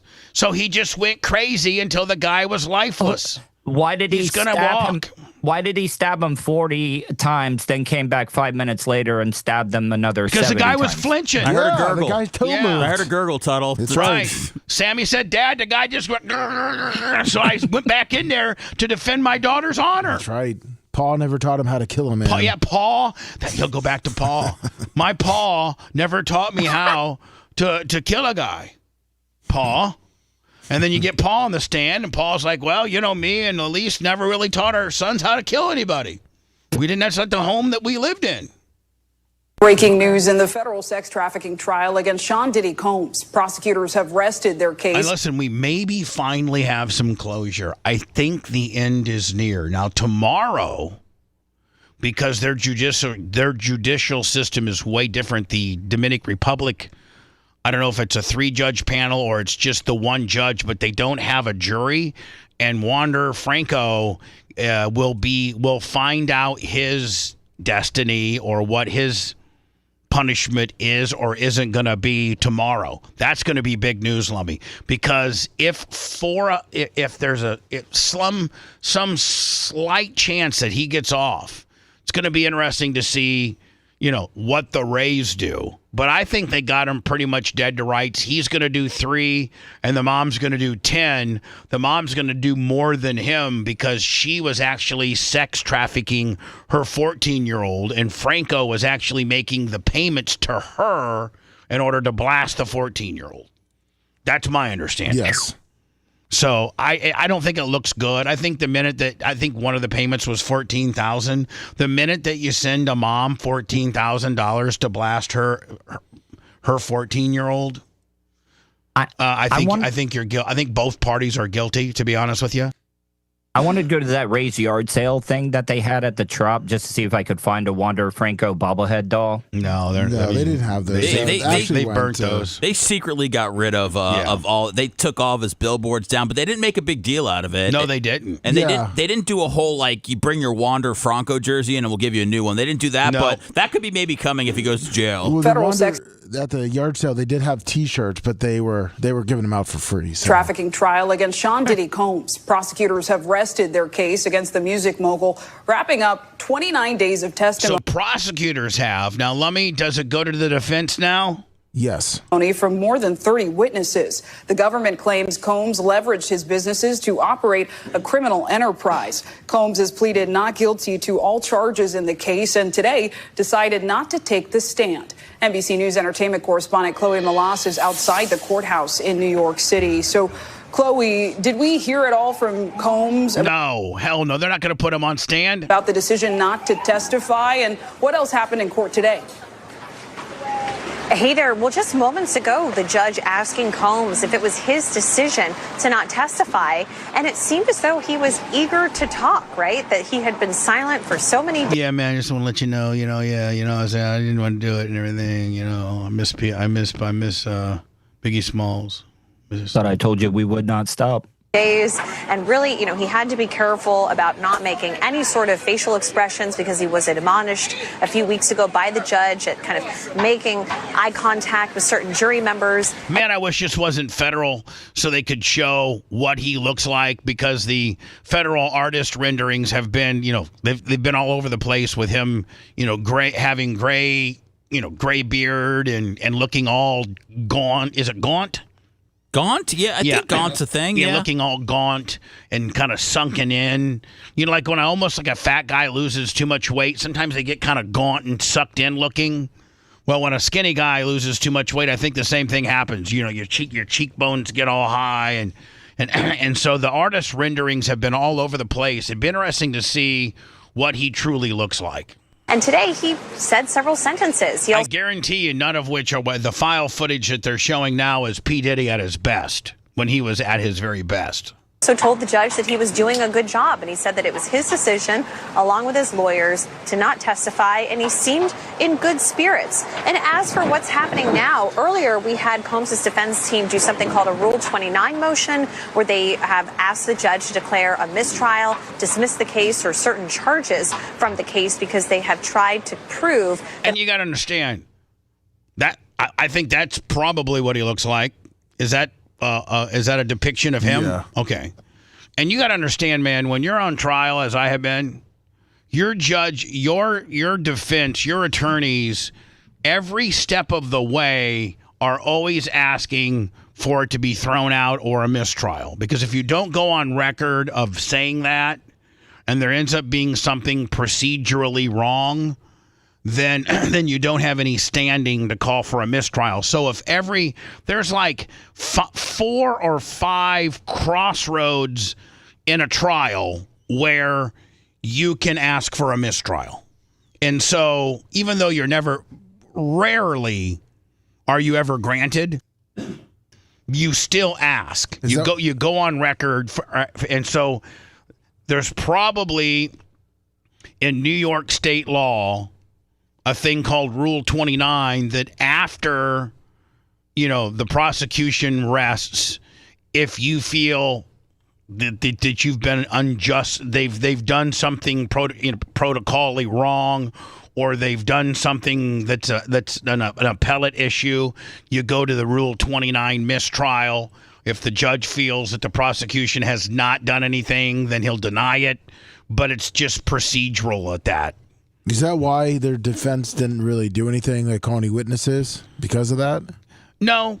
They just, there's a crossroads, that probably within the New York state law that states that after the prosecution has rested and before the defense starts their closing statements, you can call for a Rule 29. You can ask Your Honor to grant you a Rule 29 mistrial. And it's probably a 99.999%, negative. It never, unless the prosecution in their closing argument procedurally did something wrong, then you don't have. He'll say no. But the government. But I think this might be the third or fourth time they've asked for a mistrial. Every step of the way where I think they've had an opportunity to ask for a mistrial, they have. Did not meet their burden and that they have not proven their side of things and their case. And the judge has said that he reserves his... See, that's what the Rule 29 is.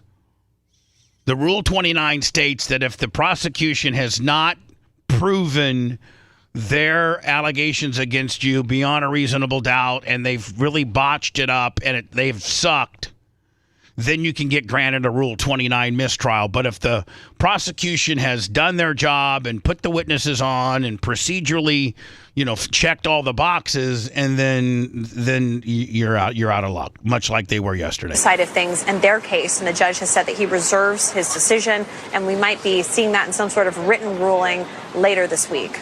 So, Chloe, when do we think this heads to the jury? Combs still. Lummi, it's my understanding that Combs still has to do his closing, right? Yes. Potentially Friday afternoon. We have to get through closing arguments first. So you're going to have prosecutors right out of the gate. They have 4 hours to make their final plea to the jury. But it's so Lummi, they haven't even. So the case is over. Yes. They haven't started closing arguments yet. That starts Thursday at 9 a.m. Oh, so I was under the assumption that the prosecution had rested with regards to their close. So the case is now over.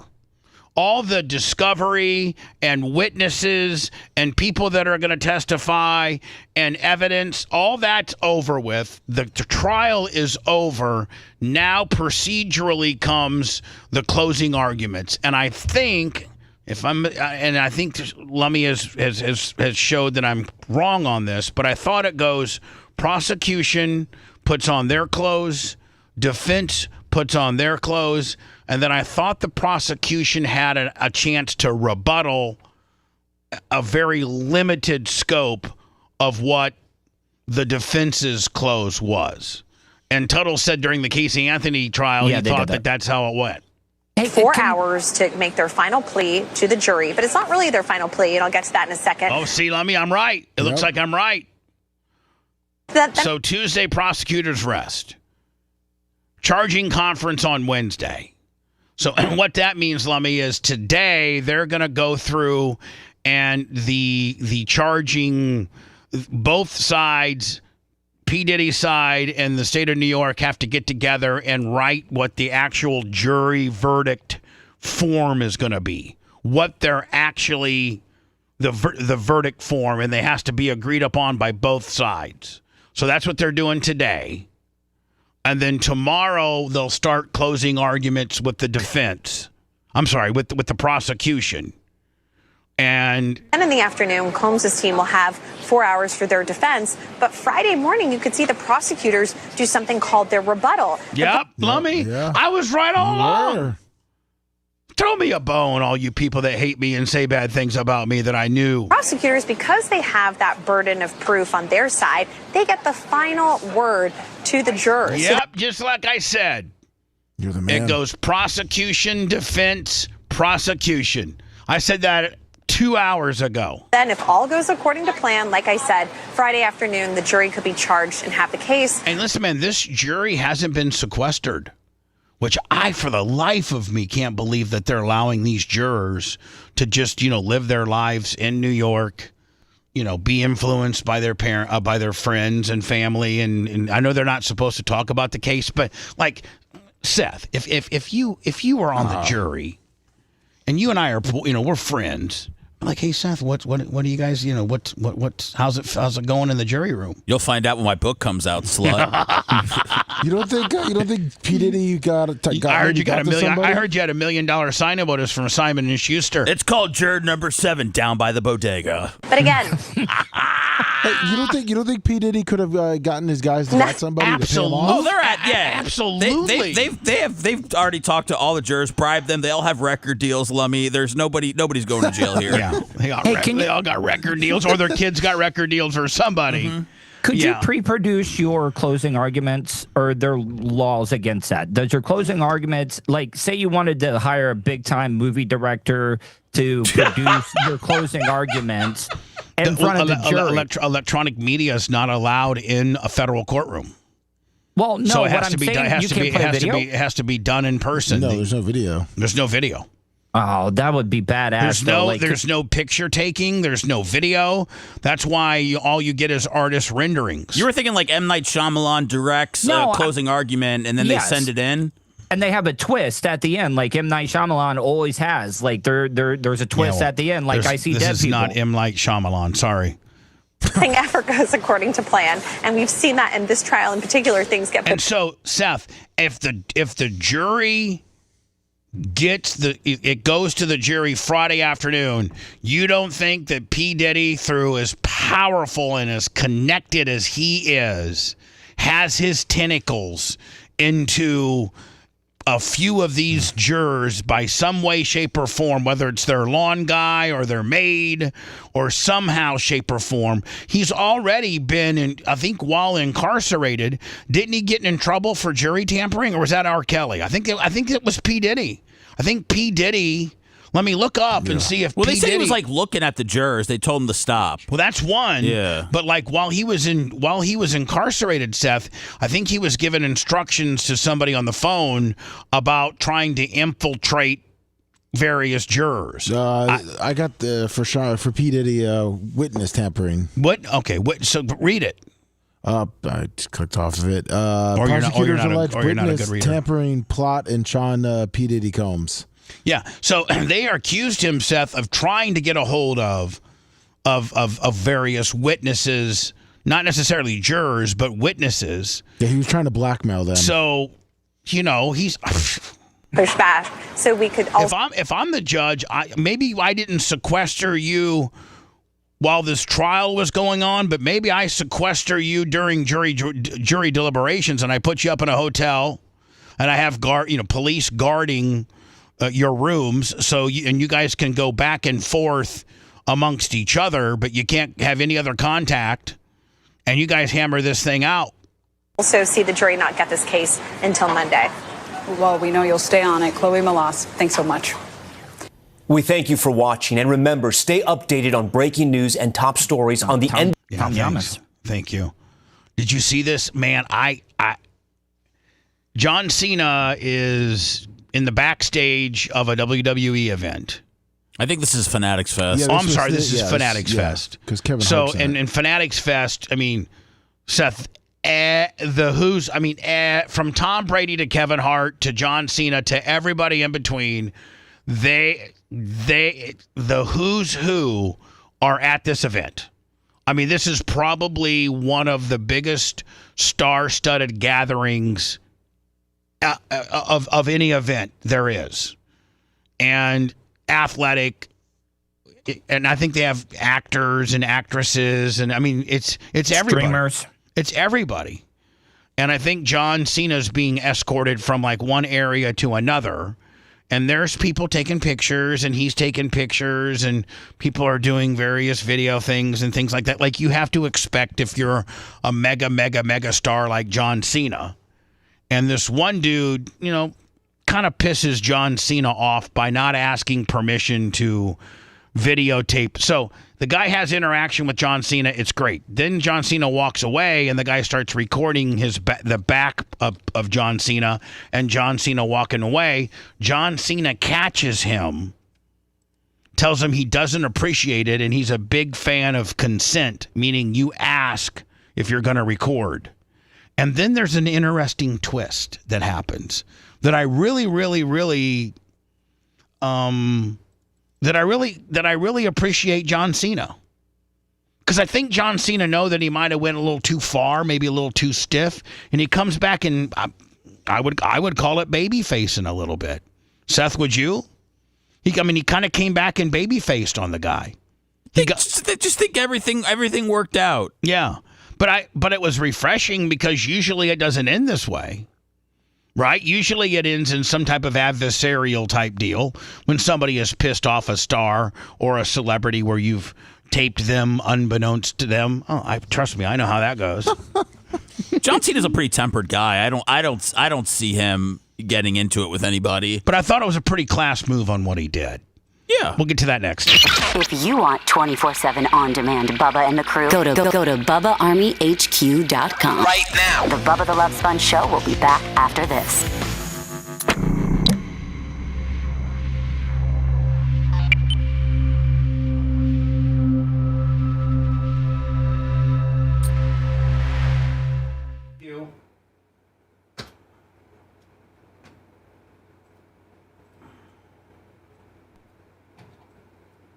What's today? Wednesday?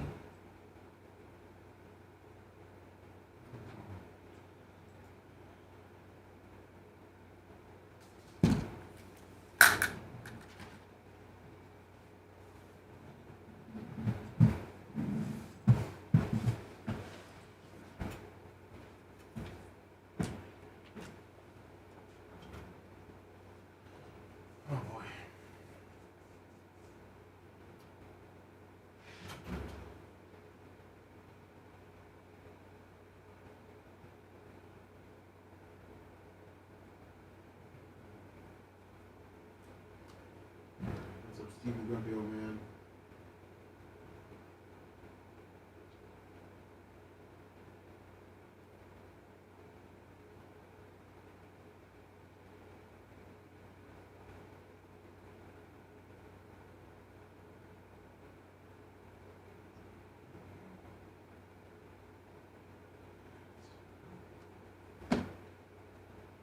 Morning, Pedro.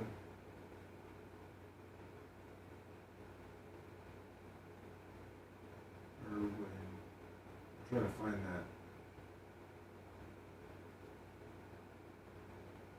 That's good, Shane.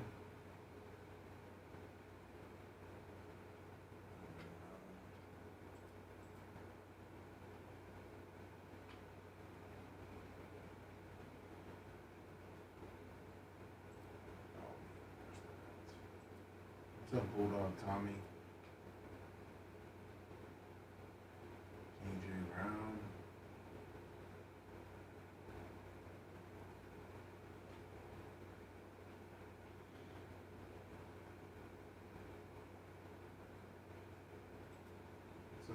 Girl. Wednesday, kid. Try to keep it that thumbs up for Tuttle. It's 1,000 quick.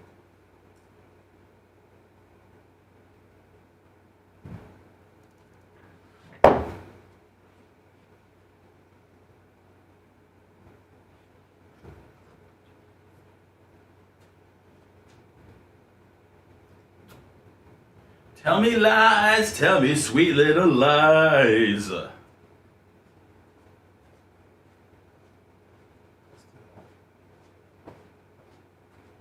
Lummy Warren Garrison, you've been hired to be my attorney if I stab somebody 100 times or more. Listen, man, I won't let you go to jail. I know you wouldn't. You'd go to jail for me. I would. I'd stab everyone, just keep you out of jail. That'd be a good law firm slogan. We'll go to jail for if things go wrong. We'll go to jail for If you're found guilty, we'll do the time. But we are going to keep your consultation fee. Of course. Gotta put that in the commissary. Could be buying Twinkies.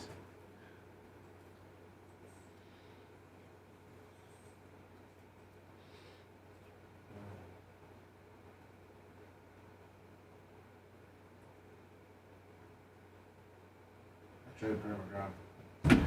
Tell me lies. Can I get a picture? With John Cena, can I get a...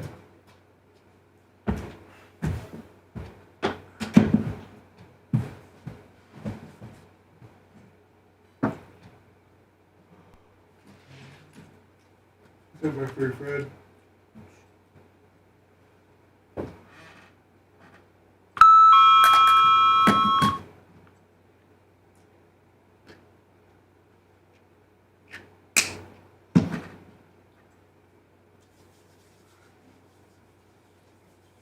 What's up, Felix? Felix.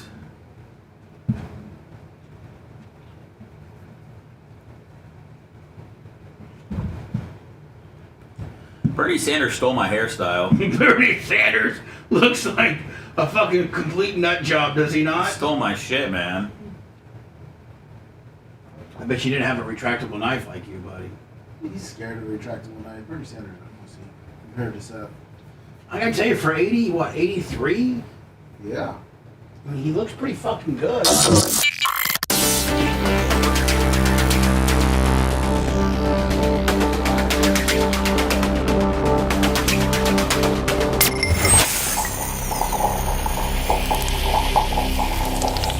Broadcasting live from the Aquabito Studios. Aquabito.com/Bubba. It's the Bubba the Love Sponge Show.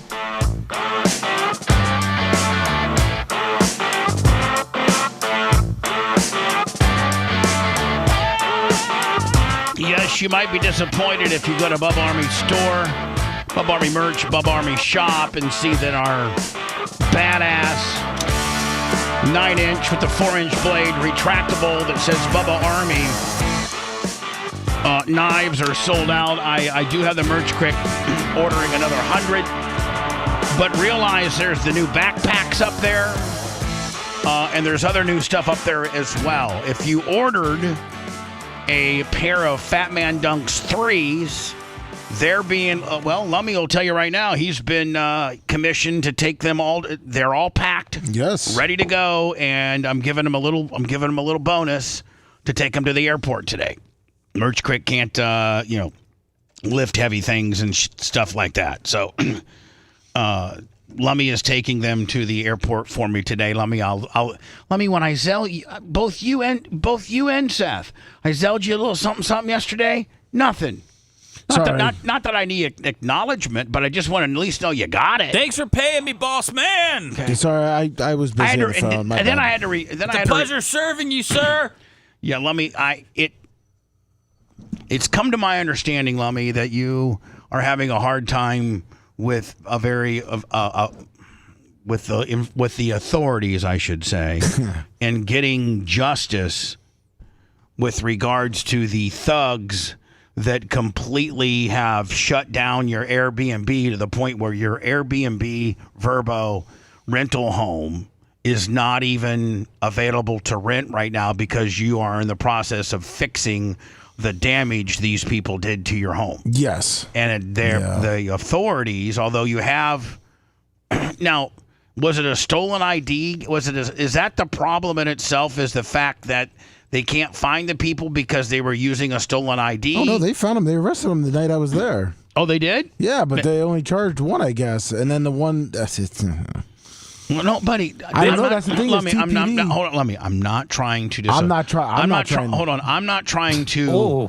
I'm not trying to upset you. I'm just trying to Too late, man. I'm trying to work. I'm trying to work with you to get your story out, my friend. I know. I'm trying not to say too much. I'm Team Lummy. I'm not trying to say something that's going to be negative to. To upset them. Yes. Okay. Because it just doesn't make any sense. No, it doesn't. I've learned. learned the hard way to keep your mouth shut. Yes, that's What? Yeah. What about the radio content, man? Bubba talked about all of his trials and tribulations. Things have Lummi, changed. You can't share. Things have changed. So, Lummy, I mean, unfortunately, yeah. Like, look, we can't get a straight answer on who to even go after because they don't know what they're doing. Yeah. I don't know. Let's get retribution. Well, it just seems like they want to take the easy way out. Oh, they do. They do. They do. It pays to be a criminal because if you do something complicated enough, they don't want to deal with it. Hey, Lummy. Yeah. Honestly, just do you think this ends with you not getting any money? Like, or anything to fix up the house? I think it ends not only that. Not only does it end that way. Got the guy with insurance. But hold on. Not only does it. The only money he's going to get is money from his own insurance company. That I got to pay for. And that's going to make his premiums go up and maybe even get dropped. And then secondly, I doubt that anybody goes to jail, anybody gets charged. I'm just saying they don't care about what happened with Airbnb at all. They do not. I'm sorry, Lummy. I don't say that. No, it's fine. I mean, there's just it's funny that It's funny. I'm going through a situation, Lummy, and they're like, it's they just seem like I feel like I'm getting the runaround. Yeah. How big of a hole do you have in your ceiling? Enough for a person to go through. I don't know, 4 or 5 sheets. Now, Lummy, does this just accentuate the aspect of you wanting to fix it up and flip it and get rid of it? Because I know no matter, even if the housing market's soft right now, maybe hold on to it for a little bit longer as the housing market gets a little bit better.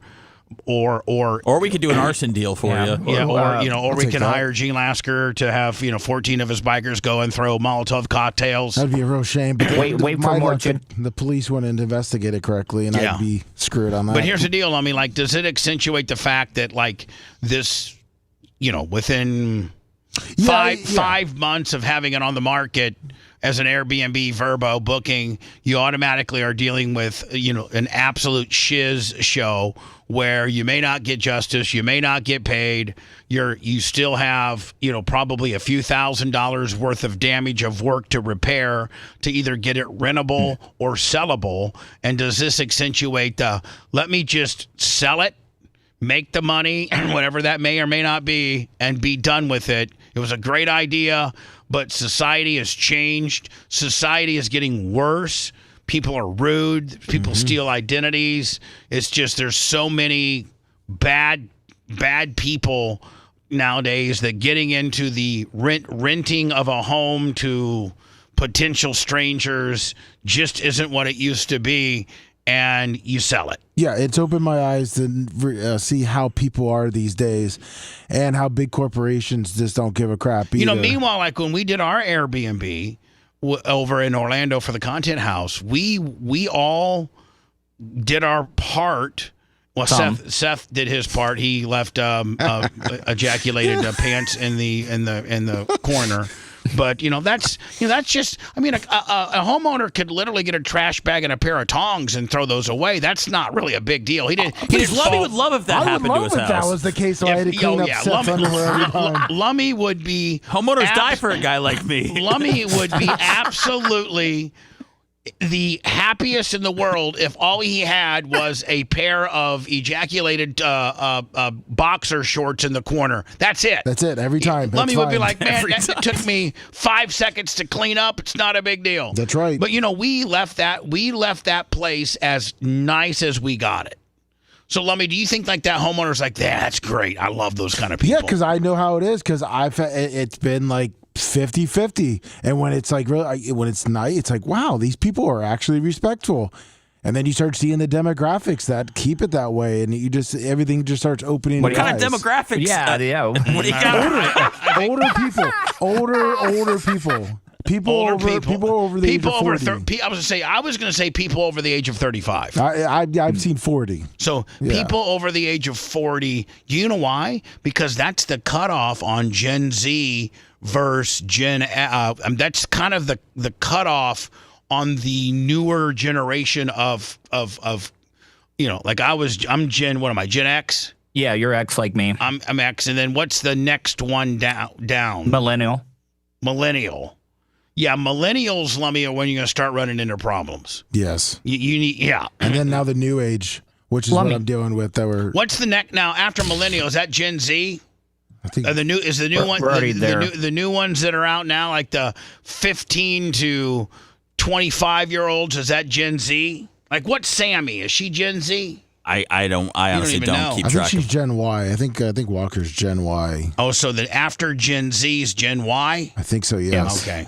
Hey, Lummy, I don't know. Gen alphas. Anything from do not rent from millennials on down. Period. Well, so that's the thing is, I tried. I put an age restriction, and except the good company that is known as the Booking, they don't follow that, and it's not your problem. Hey, Lummy, have you ever thought about maybe doing a Bubba the Love Sponge themed Airbnb where it's like, nobody knows who I am. I mean, no, listen. but Bubba Army people in town would love, like, what if you just had like memorabilia and stuff? Well, that will get stolen too. Yeah. Never mind. Yeah, Pat, you know what? I like what you're saying, though. I mean, it's a theme home. Back in the day, that would have been. You know what would work, Seth?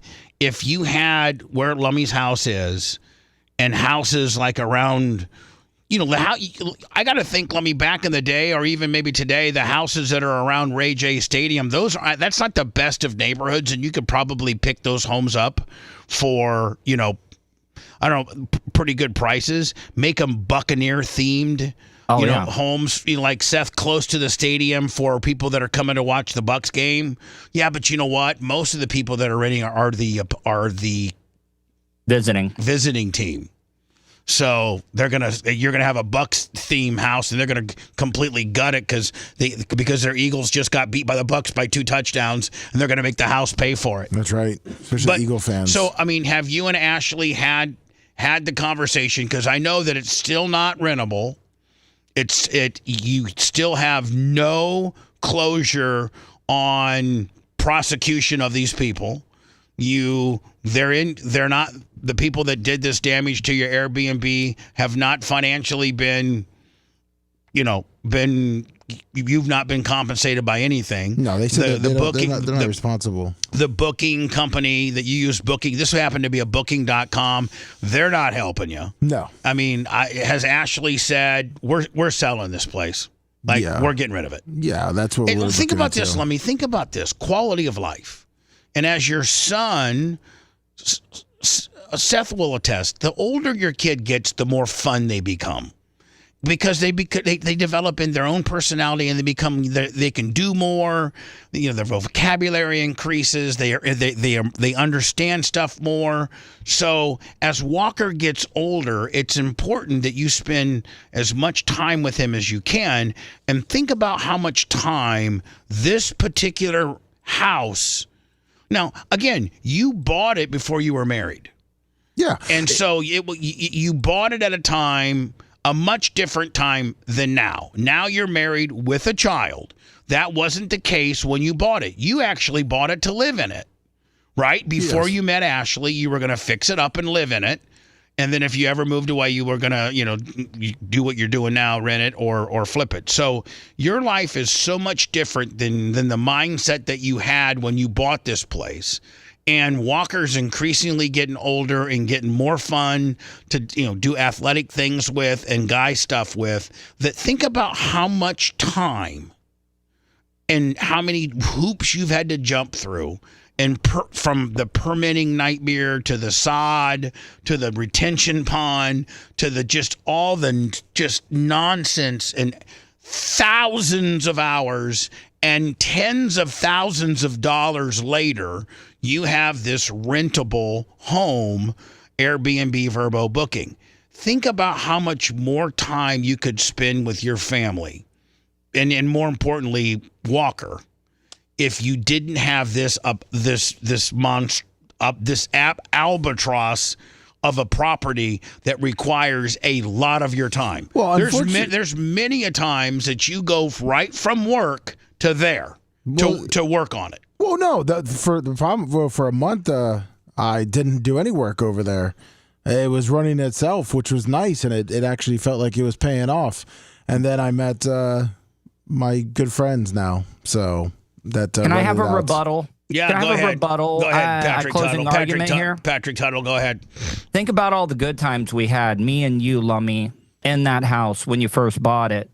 Your dog Fletcher sitting on the bed, growling at me every time I walk by. His dog Fletcher biting him in the face and causing him, stitches to the face. The fact that you tried to kill yourself in that home. Yeah, there's a lot of good times in that place. Think about all the great football games we watched, and we would all blow it up at your house watching two or three TV screens. That ship has sailed, my friend. You now live on the other side with a big-time job and a company car.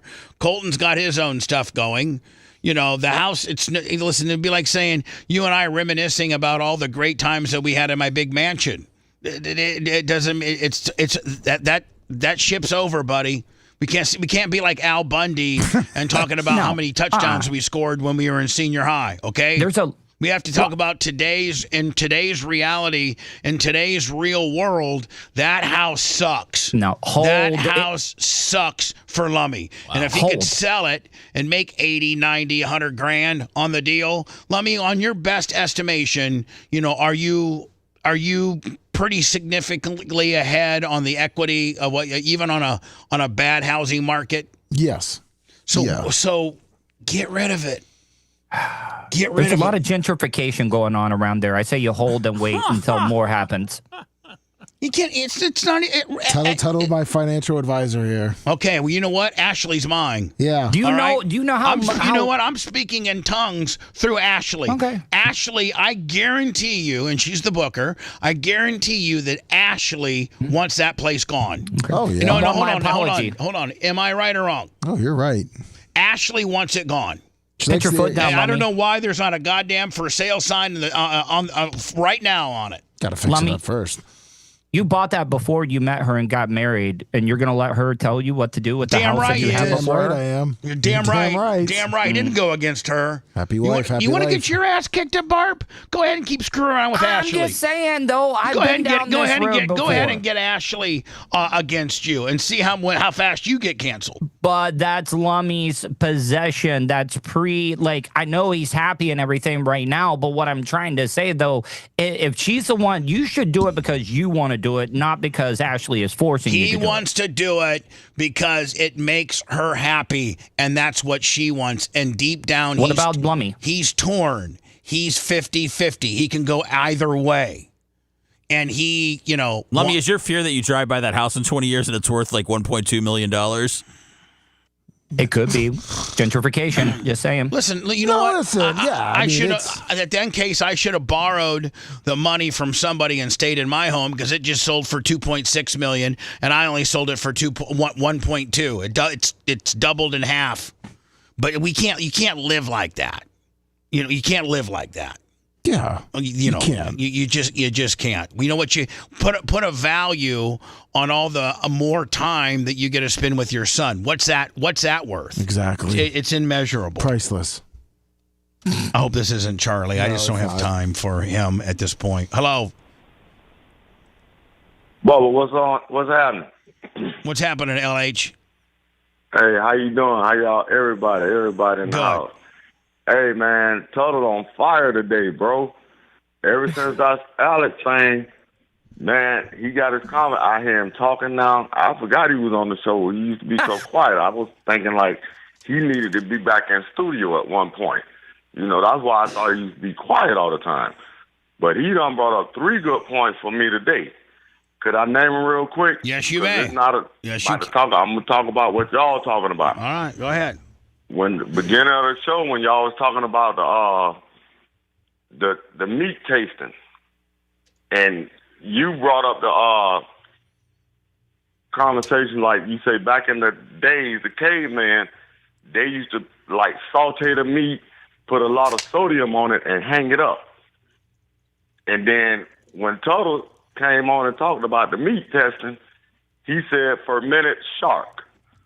And that's what I was trying to think of. He brought it to my attention. I say if he eat that, he's definitely going to throw up. Because you remember the guy, he was Zimmerman. He used to eat food all over the world, try anything. He ate that and threw it up on live TV. Couldn't eat that. Fermented shark. I didn't think for a minute, yeah. Yeah. And I heard Tuttle say he was going to try that. I said, ooh. Tuttle, hopefully, Tuttle's 10 meets 3 will have, because, by request, LH is asking that you throw the fermented shark up and oh, man. God. No, I'm going over under. He's going to throw that up. If Zimmerman threw it up, I ain't think that guy had taste buds. TTM3. He's got fermented shark blown in a special request by the great LH. Hey, Bubba, second thing. See, I done forgot. But just now when I called in about Lummy and the house. Yeah. Okay, this question for Lummy. Is it on an acre or half an acre? I mean, where's the house sitting? 3/4 of an acre. Okay, that's good enough. I live on a trailer on that. There you go. And Ronnie D, he finna pass that law, no taxes, no income tax, and it's in the works right now. It's the voters vote on that. So we got to make sure we go vote. Because once you pay for that, because your house paid for, right? Like Tuttle said, that's why I say this is number 3 for Tuttle. Sit on it. Don't give it away like Bubba saying sell it. Sit on it because you already own it. Mm-hmm. And once that tax thing passed that Ronnie D finna do, that's yours now. All right, LH, may I bring up a point for you to consider, LH? Yes, sir, go. Okay. The woman that lays next to him at night and produced a child with him and he's so madly in love with, and she pretty much runs the show, and she is the one that determines how much ass he gets, she wants it gone. Now what's a man to do? Okay, if she running it like that, yep. That means she got more money than he got in her bank account. Hold on.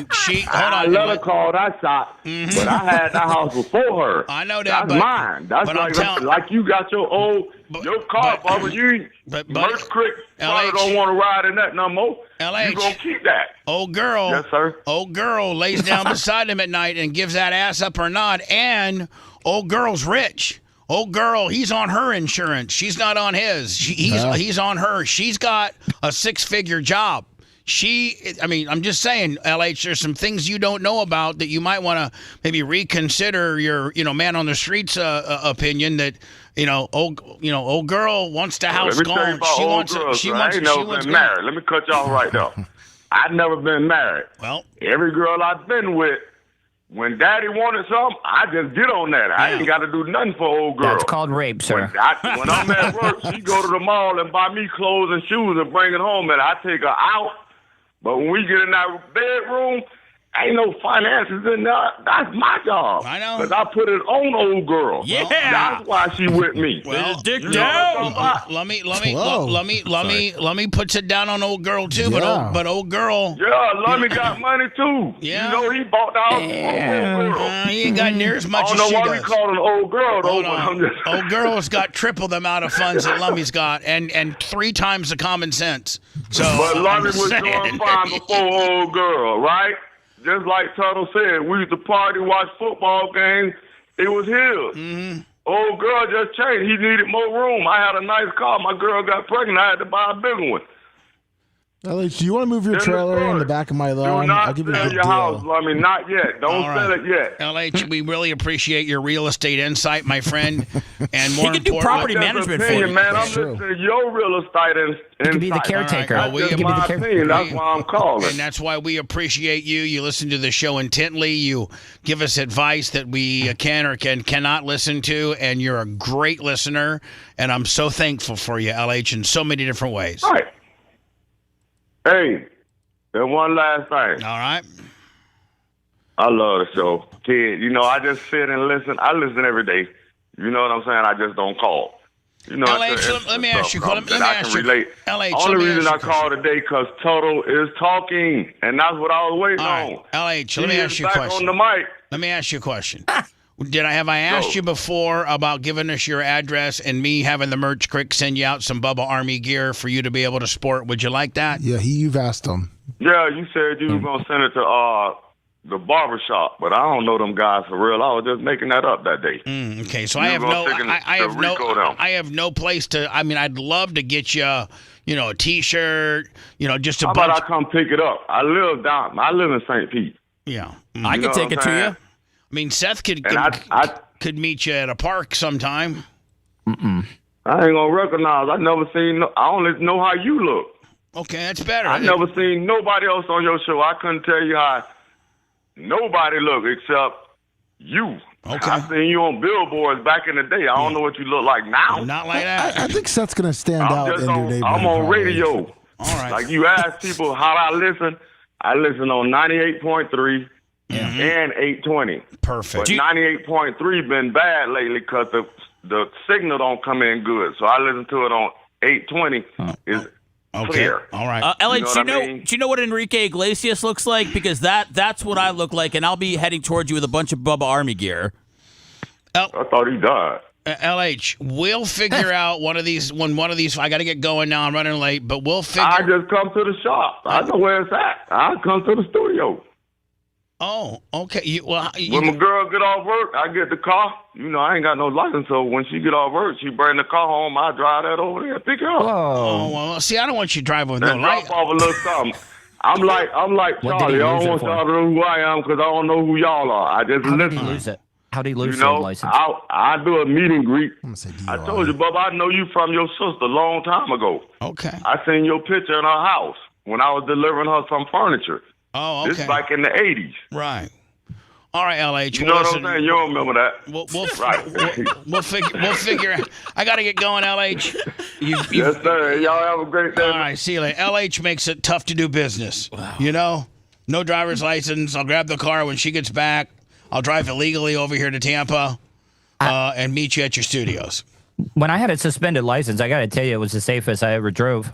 Want to listen to the show on demand and on the go? Enlist today at BubbaArmyHQ.com. Sign up and start listening. The Bubba the Love Sponge Show will be back after this.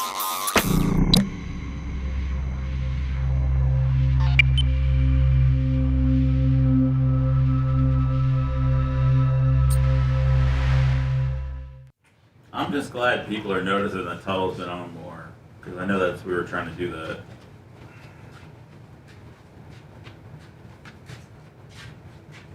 Just give me my card. Transport his trailer. Do you feel like it's going to be worth a shitload of money one day, and you're going to be like, I fucking regret that? Well, I mean, it already kind of is, but do you also feel like that if things go south, that you're going to be living in that house one day with no furniture? So it represents a couple different things for Lummy. Exactly. It's a place to, That's where I see. When old girl that we speak of kicks you out. That's my only place to go. I may be calling Seth for a little place. Oh, I got you. You can sleep in my office with me.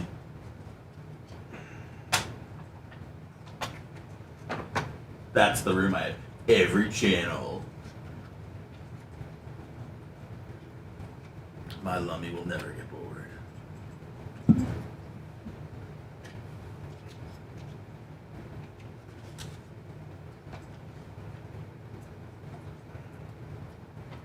Aren't we all though, Felix? We're all either annoying as fuck or funny. There's no middle ground. Yeah. It's just their mindset of us. If they like us, then we're funny. If they hate us, we suck. Right? Oh, yeah. No, he was just saying that LH is either funny or annoying. I just said that we all are. I bless the rains down in Africa. Oh, tomorrow your boyfriend's going to be here. Oh, yeah, that's right. I better cut back on the singing now. Yeah. Don't want to. What's up, Mr. Kostika? What's up, Johnny K? Love you. God, where am I? Johnny K, I got to give you my travel dates to Indiana so we can hook up for breakfast or something. Jon Snow just came back alive. That's where I am.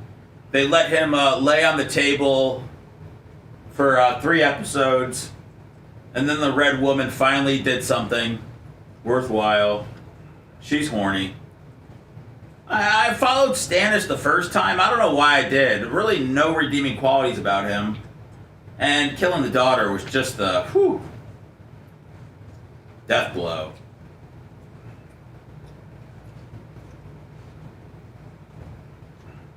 Well, Wyatt, we got to make sure, thank you for the 30. We got to make sure let me get you. Shit, dude, 90%? I'll take that. I equate everything with batting average. Shit, you get a 217 these days, that'd be considered good. I'll take 900. What's up, Dirt Merchant? Ford Hemi's doing okay, Rube. When's the last time you had an oil change? I don't know, but I need one. I need one for sure. What's up, Dirt Merchant? Yeah, she was really doubting that Lord of Light. But she's an old granny when she puts takes the necklace off. I don't know, man. The fucking High Sparrow, dude. What a bunch of filler. The High Sparrow and Khaleesi camping out at Marine for fucking 3 seasons. Get out of here, man.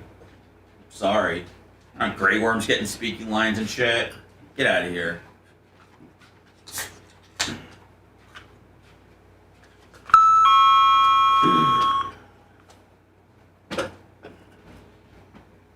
Yeah, my light just popped on the other day. Oh, your oil light? Yeah. What's up, Triple Chin? Hold on, your oil light? That means you're low on oil. That means that's bad, bud. Alright, no, it just came on. It just came on means it's fucking probably 3 quarts low. Oh, well, I mean, it's, came on. What's up, Schizo Fnatic? I'll look at it tomorrow. What's up, Kabuki, Bubba Nash? Did you hear it ticking? White Iced Tea, Big What's E. that, Lummy? I was asking Seth if he hears it ticking. Did you hear, let me look at a Wyatt Harris 30. John Kostika, $100. All right, give both of those guys shout outs. I'd love to do a podcast, Total.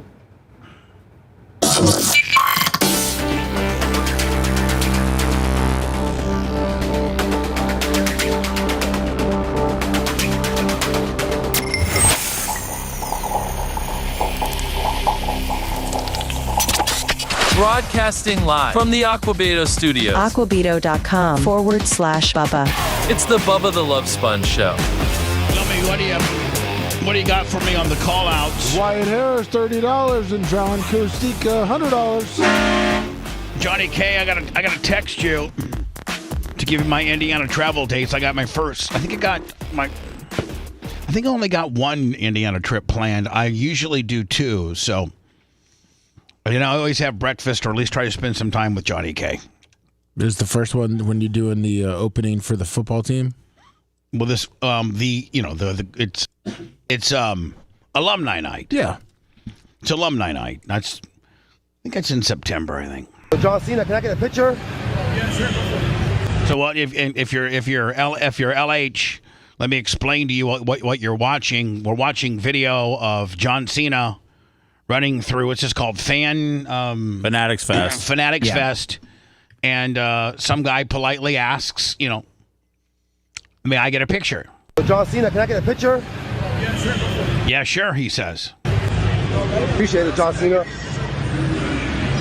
So it shows John Cena taking pictures and posing with people. And then it shows this guy who is kind of recording John Cena, the back of John Cena. He seems to be about a person or so away from this guy. And John Cena's kind of navigating through a crowd. And then what you wearing? Now John Cena then turns around and says this to the guy after he's kind of caught the guy kind of, I wouldn't say illegally taping because you're in public, you're a public figure. So the guy has every right to tape. You potentially, John goes on to explain that he does not like people doing that. And he's a big advocate of consent, meaning asking. I'm a big fan of consent, right? Uh-huh. So So if you would like to take a video, Oh, okay. Sorry about that. I apologize. So the guy, the guy doing the video, I thought couldn't have handled it any better. He says, I'm sorry, I apologize. Like, doesn't get into a confrontation. I think they both handled it great, and then I love it even more. I think John Cena takes a few steps and realizes that maybe he was a little stiff on the guy because the guy didn't do anything wrong. He was only taping him from behind in a public venue, and then John Cena comes back to the dude. Oh, I'm good. Sorry about that. And as you can see, Seth, like John Cena makes it a point to find this guy. Like he actually steps around a guy to seek out that guy, as you can see. Sorry about that. No problem. Take a deep breath. I feel I'm in a tough situation. Yeah, no problem. Sorry about that. No, it's all good. It's kind of chaos back here. Listen, it's all good. I'll give you whatever you want as long as you ask. I appreciate it. Nah, I appreciate you. And John Cena, shakes the guy's hand like a man, then puts his hand on top of the dude and like is just really making sure the guy's straight. Like I really appreciate that. I really do. Look, can you be Tuttle and Tuttle it up and be negative about it? No, I'm not going to be negative about it. I can tell you why his reaction was what it was, is because at these conventions, a lot of the promoters and stuff, they give out guarantees to these people that are coming. And so, like, it's a $30,000 guarantee. He's making money off of taking pictures and signatures at this fanatic convention type deal. I understand. I would almost bet. I understand, but when you're not in front of your table and you're walking to wherever you potentially, now he could be leaving, he could be just arriving, he could be going to get something to eat. We don't know where he's headed. So at this point, it's not in a structured environment where others could say, hey, I just paid $40 to get a video with him. This is in very much a backstage area. Yeah. So, if this was at the John Cena table and this guy's up here getting all this free stuff, I get it. But, then, so it ends well. It ends well for both people. I really, really appreciate John Cena coming back and making sure the guy's straight. I really appreciate that. And then Kevin Hart interjects and asks if he can get an autograph, and I think jumps on John Cena. Upstate New York FTE, $20 for Seth's oil. For Seth's oil, yes. Yeah. Lummy, do you know how to check oil? Yes. All right. Do you know how to add oil? Yes. Okay. So, can you? Because I have to leave immediately. Dude, or I can throw some oil in there. Actually, Seth, do me a favor. Yeah. The next break, pop your hood. Let me check the oil, and I can leave. I got oil out back. Because if your oil light, Seth, don't get mad at me. I'm not trying to dress you down, but it's not good for your oil light to come on. No. Yeah, I know. Chat told me. It's not yet. Yeah, Chat. You believe Chat more. You take better direction with Chat than you do me. Well, you're your real friend that loves you. They find the most egregious crime in the world to be not taking care of your car and having lights pop on. It's worse than child abuse. Yeah. Well, it's just not very manly, and we're trying to man you up a little bit. Yeah, of course. Yeah. So the next break we take, I want you to follow me out there. Just pop the hood. I'll check the oil, see how low it is, and get the oil. Lummy, you might have to, and then maybe the next break, the 9:30 break, I'll add the oil. There you go. To see, I got 5:30. It probably takes either 0.20 or 5:30. I got both. Really, oil viscosity in Florida doesn't really matter. No, it really doesn't. I've noticed that. Yeah, exactly. I don't want anything to sign this. Kevin Hart. Is he shrinking? No, he's a tiny guy. He is. I think he's only 5'4". Well, I think he's getting smaller, man. Or he's just hanging around taller people. You should see him around The Rock's. I think The Rock's 6'5". He just did an interview with Wembanyama for his podcast. Oh, he did? Yeah. Yeah, him around Shaq, too. Did you see Can I get a picture? What's Did that you now? see the video of Joe Burrow? Like, I thought him being a quarterback, he could throw a baseball. Did you see they were having this competition, like this wiffle ball thing, where he had to throw a strike and he couldn't even get close but to the here's the target? deal, Tuttle. A wiffle ball is No, it was a regular baseball. Okay. They were throwing it into a target. I was gonna say a wiffle ball's tough. You know, even it's a wiffle ball is really tough to throw accurately. Now, a baseball, on the other hand, most football players have played some baseball in their career at one time. Or most football players are usually pretty good athletes, like pretty good golfers. You know, if you're on the level of Joe Burrow, I'm not talking about, you know, your guy that's, you know, the second string quarterback for, you know, Warsaw High. I'm talking about when you're on the level of Joe Burrow, usually you're a pretty good overall athlete, and you're saying he it was at the Fanatics thing. He couldn't even get it close to the target, and and I was just like, man, how embarrassing. Didn't Tom Brady win the best athlete at the Fanatics deal and won $1 million? I think he did win, and he ended up giving $5,000 to all the non-celebrities that competed in it. But, Tuttle, I did see the Joe Burrow thing, and it wasn't just one of them. He kept throwing them like that. I just feel like you can either throw a baseball or you can't. Yeah. And I'm thinking... It was... Hi, who's this? Yeah, it was pathetic. Hello? You guys there? Jesus Christ. Cell I'm here. phones. Hello? Bubba. Yes. Oh, there you go. Our listeners are so stupid. Hey, I've called before. All right, what can I do for you? No problem. You had said this about a year ago, and Dan was in there, and I appreciate that. And for all Bubba Army, I just wanted to let you know, Dan gave me direction for my health problem and sent me right to Pittsburgh. And when he says, you know, he takes care of Bubba Army, he actually called and followed up as much as his time would allow him, and that was impressive. So I appreciate that. Well, I'm glad it worked out for you, my friend. Thank you. And Dan is, yes, Dan's a dick until you need him, and when you need him, he's there for you. He really is. He's a good person.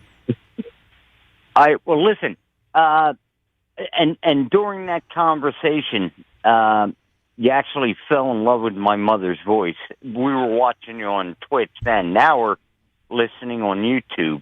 Yeah, YouTube's great. We'd love for you guys to catch us on YouTube. Thank you.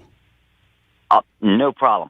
But you're not going to remember this because it was so long ago. Don't mind me, because honest to God, I was in a coma for a long time. Mm-hmm.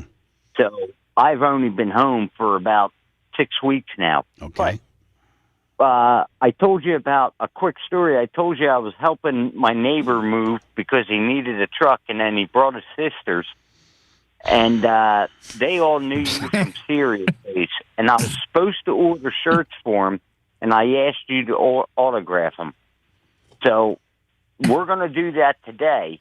But is the autograph option still open for me? Just when you order something from our merchandise store, just put in the comments. There's a part that you can put additional comments in the comments section. Put, I'd like to have these all of these shirts, or 2 of them, or however many. I'm assuming all of them. I'd like to have them autographed, please. If you say that in the comments section, then the merch crick will have them you'll get them autographed. Sounds great. One more thing, because she's sitting next to me. She's actually going to be the one with the numbers, but this is my mother, Barbara. Hold on. Okay, thanks for the handoff. I appreciate this. Yes. Bubba, how are you? Hi, Barbara. We're a little bit short on time right now, Barbara, but I'm so glad that I think your son is out of his coma and he's doing well, and it's really good to hear from you, Barbara. Oh, well, thank you so much, and we love you, too, and God bless you for all you do. All right. So he's coming along, but it's been a hell of a year so far. Well, let's keep updating us, okay? Let's hope that he continues to get better, Barbara. And he's awful lucky to have such a great mom in you as well. Okay, love you, Bubba. Love you too. Thanks. Speaking of Pittsburgh, it looks like Aaron Rodgers has made the announcement that he's a one and done. Yeah, pretty much. That he this will be his last deal. This is on the Pat McAfee show from yesterday. Aaron, great to see you. Great catching up. By the way, I watched this clip And I'm like, the guy just went on and on and on and on. And I'm like, dude, just ask him. And it's like, oh, if I'm McAfee, I'm like, I'm going to tell my guys, listen, don't make a 18-second question into a minute deal just to hear yourself because you don't get that much mic time. Listen to him. There's like 5 obvious points that he could end the conversation and get his point across. Feels as though since you signed with the Steelers, it's been, I won't say more candid, but it does feel as though there's been a different vibe from you. Is it, safe to say that this is your last year playing? Boom. That's your first cutoff, right? As someone who, wants to savor everything, I would like to know when it is your last year, just because every time you're running through that tunnel, it'd be incredible just to say, like, boom, second cutoff. Hey, let's make sure we really appreciate what's going on here. Is that something you've thought about? Is that something that you know for sure? Or are you also just kind of taking it week by week, seeing how your body's feeling and seeing how the mind feels as you go throughout the season? Yeah, I'm pretty sure this is it. That's why we just did a 1-year deal. Steelers didn't need to, put any extra years on that or anything. So, this was really about finishing with a lot of love and fun and peace for the career that I've had. I mean, I played 20 freaking years. It's been a long run, and I've enjoyed it. And what better place to finish than in one of the cornerstone franchises of the NFL with Mike Tomlin and a great group of leadership and great guys in the city that expects you to win. Congratulations, man. Hell yeah. You know what though? He didn't say anything about trying to win one more Super Bowl. It seems like he wants to end his career just in a good position. Yeah, and just for himself. Yeah, and I kind of like that. Any way they can do it. I honestly, listen. I have mixed emotions about Aaron Rodgers, but I really think that he's going to have a good year. I really do. I really think that he's going to have a good year if they can protect him and build. He's not a sit back, let the pocket. He's also not one of these guys that are highly mobile and can take off. I mean, if you build 5-step quick drops and 7 sets, you can build an offense that's Aaron Rodgers friendly. And I think he's going. And Mike Tomlin is obviously head coach royalty amongst the NFL. I think he's going to have a good year. I really do. And the big whodunit might be, does he come back one more? No. I'm sorry. Let's say he takes Pittsburgh to the at least the AFC Championship. I think there would be an argument that does he have another one in him? Yeah, I could see him then wanting to come back again, like Tom Brady did. Before I go into words, and we'll start breaking down the political aspect of this this Israel-Iranian conflict. And how, it's amazing how the Democrats now, and I'm not trying to pick sides, but how they've just picked apart this military excursion that seems to have been very successful.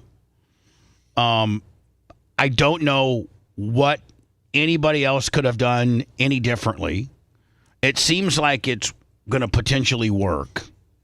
And it's just automatically our political process now has gotten to be where no matter how good the president, whoever that person may be, no matter how good they do, let's say they nail it.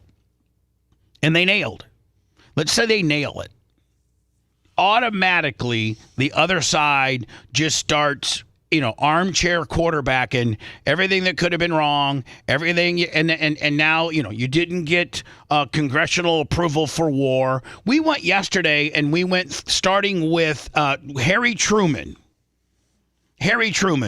Dwight Eisenhower, in this order: Harry Truman, Dwight Eisenhower, John F. Kennedy, Lyndon B. Johnson, Richard Nixon, Gerald Ford, Jimmy Carter, Ronnie Reagan, George Bush I, Clinton, George Bush II, Barack, Trump now and then Joe Biden, and how all of these, everything from the Bay of Pigs to Vietnam have been done by the commander-in-chief, presidential privilege, presidential orders, none of which were approved by Congress. And now all of a sudden you're going to impeach Trump because he successfully pulled off a military exercise, and you now are just conditioned to hate him. Operation Midnight Hammer. Regard like Bernie here. I'm going to play this before I go into words. This is exactly what's wrong with our country. Bernie is going to tell you how Elon Musk donated $270 million into the Donald Trump campaign and how Elon Musk, got Donald Trump elected. Then Joe Rogan just has one little question. Bernie goes on and on and on. We need, and I do think we need campaign reform. I think I'm kind of with Bernie, and that, elections shouldn't be able to be financed like this. They need to tie on both sides of the fence. They need to have election campaign reform as far as donations. I don't know how much George Soros and how much other people have given, but, Joe Rogan makes the interesting question. What it says is you're a billionaire. You have now the constitutional right, because your money is your freedom of expression, right? So you don't like Bernie Sanders? You can put millions or hundreds of millions of dollars into a campaign and express your view about how terrible Bernie Sanders is, right. And you can buy that election, right? That's your constitutional right. I think that's probably the worst decision that the Supreme Court has ever made. So what is the result of that decision? And I don't necessarily disagree. I think we need stricter rules with regards to that. The result of that decision, let's take us to where we are today, is that Elon Musk, and I know Elon was on your show, and he's here in Austin, huh? Yeah. Okay. And we could talk about. And you can see Joe Rogan just sitting there like a moray eel with his mouth open, ready for you to put your hand in that cave. Because Joe knows where he's going. Joe's a very, very talented interviewer. And he's just biding his time, wading water, knowing what Bernie's going to say and knowing what his comeback's going to be. Huh? Yeah. Okay. And we could talk about Elon, but he spent $270 million to elect Trump as president. Okay. I think that's absurd that any one person. What's the most someone donated towards the Harris campaign? They spent a lot of money on Harris. Spent $1.5 billion just combined over the course of a couple of months. You got it. All right, let me talk about it. So I'm not here just to say it's a Republican. That's my point here. Right. So hold on. So that's the end of it. So, as much as you want to say that Elon spent $270 on Trump, Joe Rogan just simply asks, well, the Harris, there was $1.5 billion in soft money to the Harris campaign weeks and months before the campaign. Oh, yeah, we're not here to talk about that. That's the problem with politics in itself. It's just so unfair. It's so one-sided. It's you know what politics has become? It's borderline pro wrestling. Isn't a good example of Rick Scott? I mean, who bought it? I mean, because I don't really know anyone that likes Rick Scott. God, I don't know anybody. I don't know any Democrat or Republican that there's. My mom is a hardcore Republican and she hates Rick Scott. Yeah. They should pass a law called the Rick Scott Law, and that Rick Scott single-handedly bought He was a two-time governor in Florida, bought and paid for by himself. I think his first campaign, he was $75 million of his own money into his own campaign on a job that pays $160,000. He was single-handedly he single-handedly is the largest fined CEO of any major company in the history of our United States of America. He was fined for his healthcare company more money than any company has ever been fined. and he was a 2-time governor, and now what is he? A 2, 3, 4-time senator? I know he's at least a 2. 2, yeah. 2-time senator. I mean, I have so much hatred for that guy, but politics is pro wrestling. You don't acknowledge what the guy you're fighting, he's a piece of crap, he sucks, his mama, and you're the best, and it's your way, and even though you get your ass kicked, you still got a promo. It's just ridiculous. We got Al Green, this African-American man. I think he's from Texas. I think Texas. And he now is introducing legislation, House Bill 537, to impeach Trump for bypassing Congress on the war with Iran. AOC screaming it. Al Green screaming it. The other African-American girl from Texas is screaming it.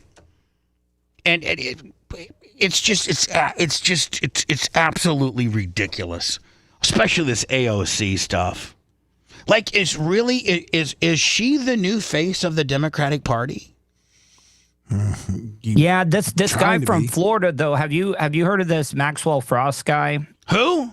Maxwell Frost. He's the youngest guy from the state of Florida. Like, he's still got to wait another 8 years before he could ever run for presidency. But this Maxwell Frost. What was he? He's Orlando, right? He's out of Orlando. Is he a state representative or a United States representative? A United States rep. He's a U.S. congressional rep from Orlando, and his name's what? Maxwell Frost. Let me find me some footage on this guy. Okay. A lot of people love him. I think he's like 26, 27-year-old. And I'm gonna start breaking down this Trump AOC stuff. If you liked that segment, then you'll definitely like the new redesigned BubbaArmyHQ.com. We'll be back to the Bubba the Love Sponge show after this.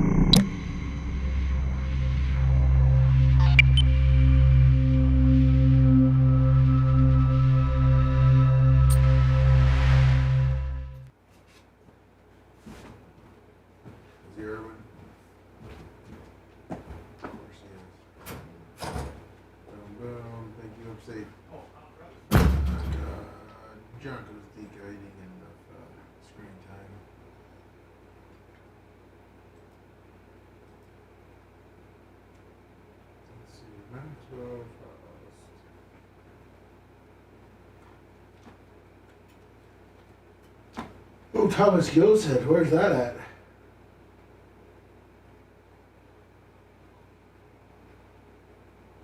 Where's Big E?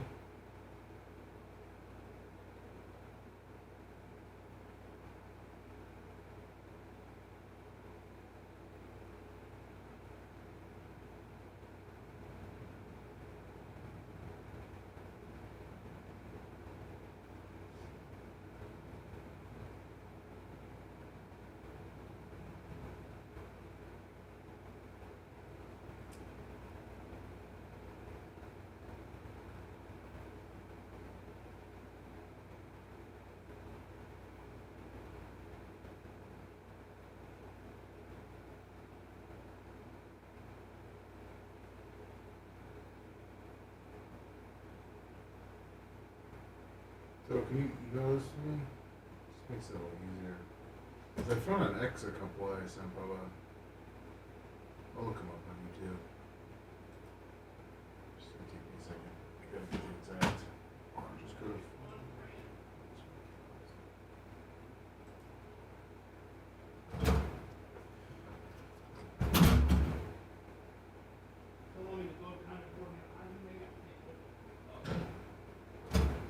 Hey, Lummy? Yeah. Bubba just said you might have to take over. What happened? I don't know. He just went to the bathroom. Did he shit himself? I don't know. We just walked out there and he just goes, tell Lummy you might have to take over. Oh, no. Oh, man. What's up, Bob?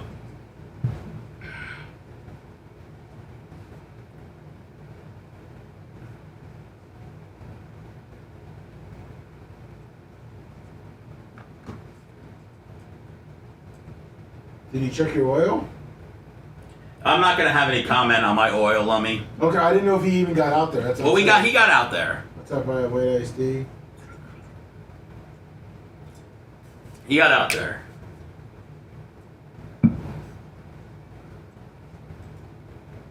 What's up, Jay Bowler? What up, Wyatt?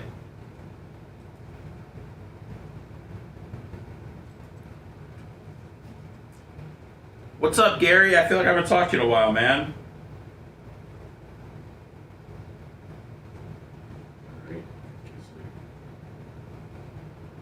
Hey, Toto, can you hear me?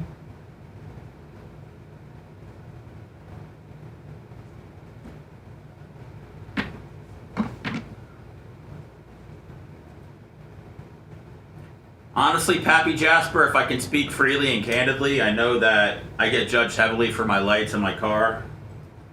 But Bubba was a little taken aback by my oil. Oh, in like a good way, I'm sure. The sensors could have been wrong, Lummy, you know? 100%. So I'm sure he checked in and was like, wow, this is pretty wild. And that's why he was so excited he shit himself.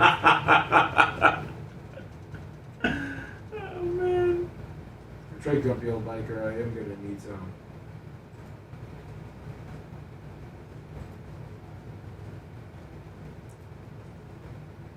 What's up, Mark? Shit, who said I was funny yesterday? Thank you.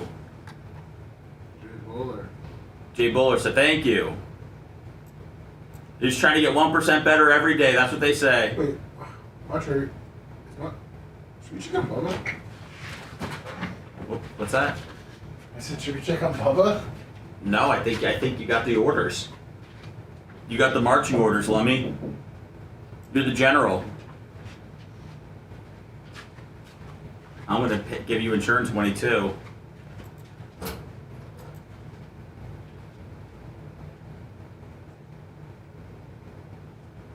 What up, Troy? That's what I'm saying, Liz. I think it just seemed like a gentle reminder. You think he is?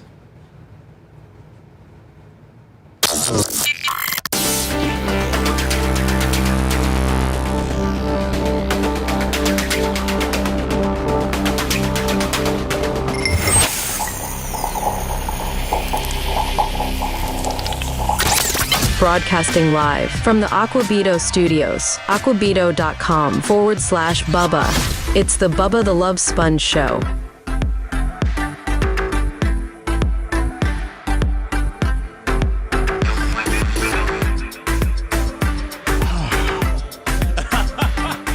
I almost pulled a Ric Flair. Oh, no. Oh, my God. I get done checking the oil of on the Ford Hemi. It was that good, huh? Yeah, it was just overflowing with oils. Please. Please don't tell them, Bubba. Your oil. Please don't. How much? Was it more than? So stop asking questions. So we're out there, and he hits the hood, and he goes, and he just out of nowhere he goes, I'm sick of this shiz. I go, what? You're sick of what? He goes, just all this maintenance. I go, Seth, it's just we're checking the oil. Yeah, but you got to do me a favor. You got to lie to him. You got to tell him that it's full, and there must be something wrong with the light because these people kill me. You know, this is the one thing on chat that they just absolutely just kill me on. And I go, Seth, it's not a big deal. He goes, oh, it's not a big deal to you, but it's a big deal to me. I get crushed, man, and I didn't, Some people I used to go years good. without. Some people are good at well, you didn't have a show that cared about it back in the day. Well, I know. When you're on the Drew show, he didn't probably know anything more about oil than you do. I just knew to take it to the oil place. Right. But it's not good for you to run your car so much that you've gone through, obviously you're getting more miles on it, and the more miles you get on the car, it tends to use oil because the rings are setting, and it's just things are getting, you just tend to use oil as the car starts racking up miles. And so it's better to be, see, here's the deal. The only time you check your oil is when the light comes on. Meanwhile, like if every 4 or 5 fill-ups, when you fill up your car, if you pop the hood and check the oil, then you could see that it's down a little bit, and you could put a quart in, and that way the oil light never comes on. And when the oil light comes on, that means your motor is starving for oil. Yeah. Which means it could potentially do damage. And I should have learned this because I had my Chevy Cavalier blew up back in the day because I didn't put oil in it and the engine blew up. Right, so I mean, really? I should have learned my lesson. And so I got my car at the Ugly Duckling. You're 2, potentially 3 quarts low. Whoa. Okay, fellas. We don't need the sound That's not effects. that bad, Seth. Don't worry about it. So let me next break, I'm going to go get the oil. And I think I got. Are you gonna make it? I think I got a. Well, I got 2 breaks left. No, I'm talking about your bathroom situation. Oh, so I come walking T-shirt in. will, $20. I come walking in, and I feel like I have to like a fart, but I know that it's not. It's going to be a Ric Flair type deal. And so I go right to the bathroom. As soon as I hit the toilet, I explode. Explosion. And I'm usually a 15-minute pooper, and I got to do it in 3 minutes and 27 seconds, along with washing my hands. So I just made it in time. I'm good now. I think I got it out. Oh, good. But Seth is low on oil. If the Merch Crick is listening, can you try to find me a funnel? And in the very back there on the rack, if you walk outside the back door on your right-hand side, I think you'll see some Valvoline 520. If you could get that for me and have it out there by Seth's car, I'll put it in.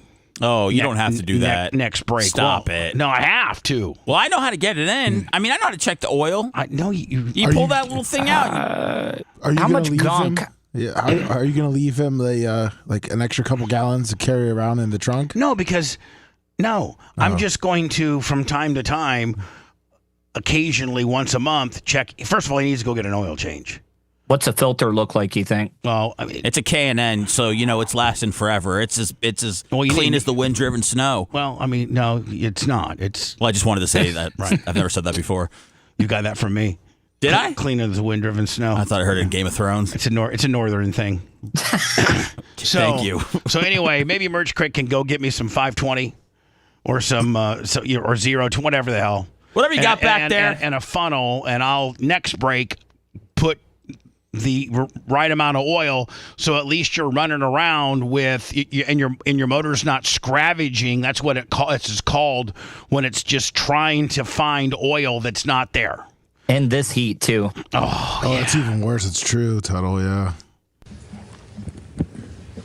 Al Green, I think congressional representative from Texas. Now, mind you, Al Green, the 14 or 15 presidents before Donald Trump had some unbelievable, including a full-blown Vietnam War that John F. Kennedy, Richard Nixon, and Lyndon B. Johnson didn't get in. Those are the 3 presidents that with regard to the Vietnam War that didn't get any congressional approval. I would say that's probably the most major excursion we've had war-wise. It was called a war. It's called the Vietnam War. And none of those 3 presidents got congressional approval. So Donald Trump sends 12 airplanes to drop I don't know how many bombs to stop this nonsense between Israel and Iran, to show Iran that we're not screwing around. Stop your nonsense. He supposedly has a ceasefire, and everything. Supposedly everything's working out, and you want him impeached. Well, if you remember, he's the one who got kicked out. Yes, he's the one who got kicked out for being disruptive during the State of the Union. Wyatt Harris, another 20, Lummy. He needs oil, people. Mr. Speaker, and still I rise. And I rise. He kind of looks like a little bit younger Saddam Hussein, does he not? Wow. That's doesn't he not look like kind of a younger Saddam Hussein? He looks like a center for the Celtics back in the day. Bill Russell? Yeah. In the name of government of the people, by the people, for the people. I rise today because our country is nearing a moment of decision. I rise because we are at the intersection of democracy and autocracy. I rise to announce. I often think that these people just get up here for their own personal gain, their own personal clip that they can put on their own personal social media to make themselves look good in their own little personal constituent area. Like, they really don't mean any of this. This is all a big show and tell deal. That at this moment in time, I have filed HRES 537. HRES 537 is a privileged resolution. HRES 537 has been filed because I believe that the President of the United States has committed an impeachable act. HRES 57 addresses... Why isn't there a counterpoint, like a Trey Gowdy or something like that stands up and go, are you insane? Have you lost your mind, Al? I don't think Trey Gowdy's in Congress No, anymore. he's not. I'm talking about somebody that had that type of moxie. Oh, You know what I'm gotcha. saying? Yeah. Are you insane? Are you up here just to hear yourself, knowing that C-SPAN's going to cover this and maybe you can send it to your stupid constituents in Texas? Do you mean anything that you're putting down on this paper? You can't impeach him. Because if you impeach him, you should have impeached Barack. You should have impeached Jimmy Carter. You should have impeached Nixon. You should have impeached LBJ. You should have impeached... Kennedy, you should have impeached Dwight Eisenhower. You should have impeached Trump, Harry Truman. You idiot. You're an absolute idiot. And by the way, Saddam Hussein called and said he wants his look back. This is his second time Abuse trying of to presidential impeach Trump. powers. Yeah, that's all he does. That's all this guy does is he runs on trying to get Donald Trump impeached. Tried in By 17. disregarding the separation of powers, devolving American democracy into an authoritarian. I wish there'd be somebody good that might go, sit your ass down. There should be a guy that is the leader of common sense on the Senate floor and the congressional floor to say, sit your ass down. Whatever those meetings are with Yasmin Crockett and Marjorie Taylor Greene, those are where they yell at each other. Authoritarian. Should be like the Government. Apollo, where they come out and snatch them Usurping up. congressional power to declare war. Mr. Speaker, I take no delight in what I'm doing. I do this because I love my country.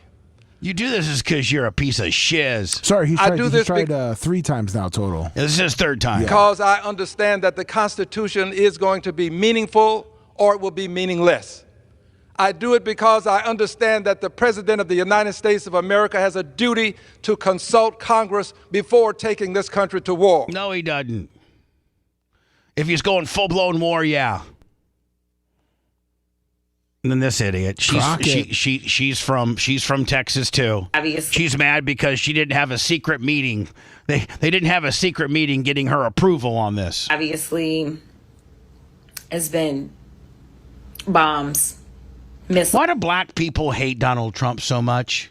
Why do black politicians try to stand behind their ethnicity to try to make a big deal about nothing? All kinds of stuff. And to be clear, I've still not gotten any type of briefing. So just so y'all know.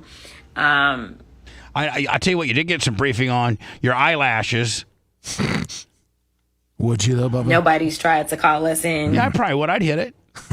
For a top secret briefing at all as whole sitting members of Congress, but whatever.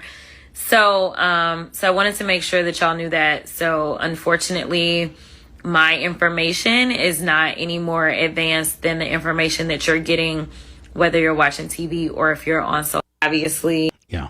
I'm glad that we need to run things by you. Oh, and here's the best of all. This bitch.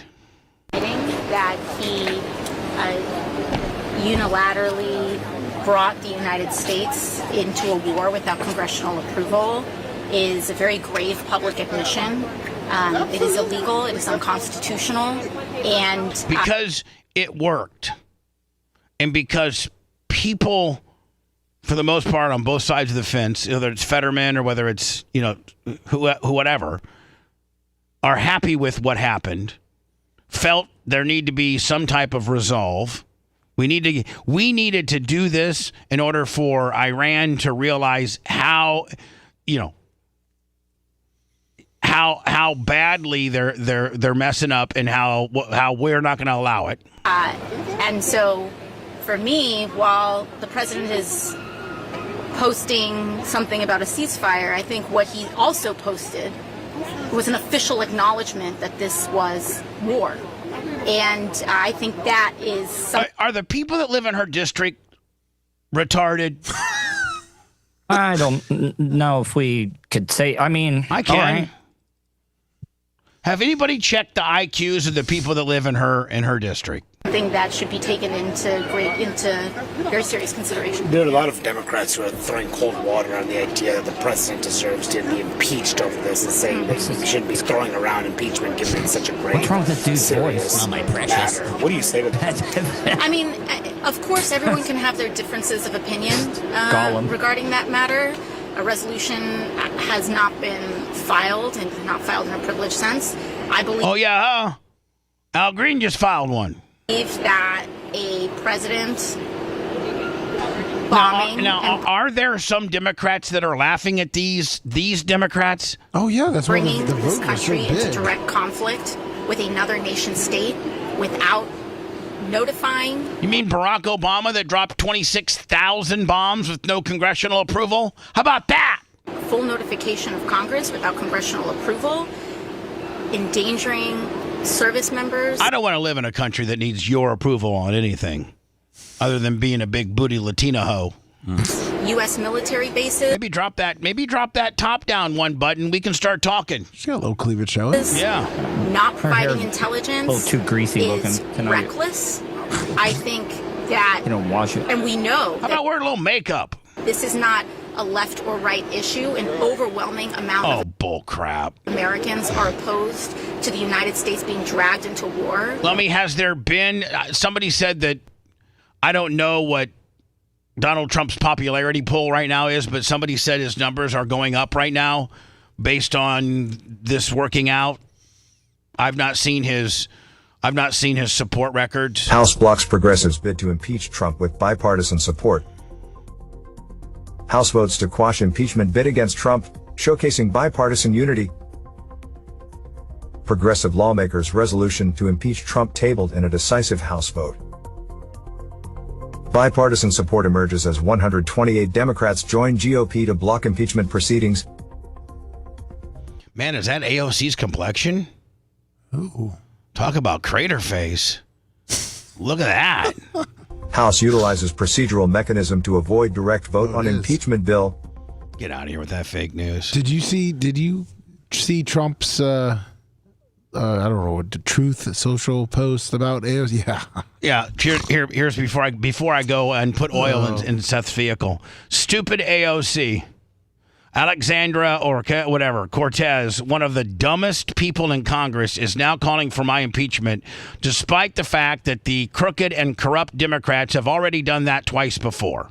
The reason for her rantings is all of the victories in the USA has had under the Trump administration. The Democrats aren't used to winning, and she can't stand the concept of our country being successful again. When we examine her test scores, we find out that she's not qualified for office, nevertheless far more qualified than Crockett, who has a seriously low IQ. White hair's 30. Thank you, 30. This dude named Omar, who does nothing but complain about our country, yet the failed country that she comes from doesn't have a government, is drenched in crime and poverty, and is rated as one of the worst in the world. If it's even rated at all. How dare the mouse tell us how to run the United States of America? We are just now coming back from the radical left experiment with Sleepy Joe and Kamala and the auto pin in charge. What a disaster it was. AOC should be forced to take a cognitive test that I just completed at the Walter Reed Medical Center as part of my physical. As the doctor in charge said, President Trump aced it. Just want to let you know, I aced the cognitive deal. I have the reflexes of an F1 driver. I got every answer right. Instead of her constant complaining, Alexandria should go home to Queens, where I was also brought up, and straighten out her filthy, disgusting, crime-ridden streets in the district where she represents and which she never goes to anymore. And better start worrying about her own primary before she thinks about being our great Palestinian senator. What the hell, dude? Crying Chuck Schumer, whose career is definitely on the very thin ice. She and her Democratic friends have just hit the lowest poll numbers in congressional history. So go ahead and try impeaching me again. Make my day. Donald Trump. Let me do some words. I got some oil to do on a Ford Hemi. If you want a deep dive into the Bubba the Love Sponge show from the past, go to BubbaArmyHQ.com. We'll be back after these words.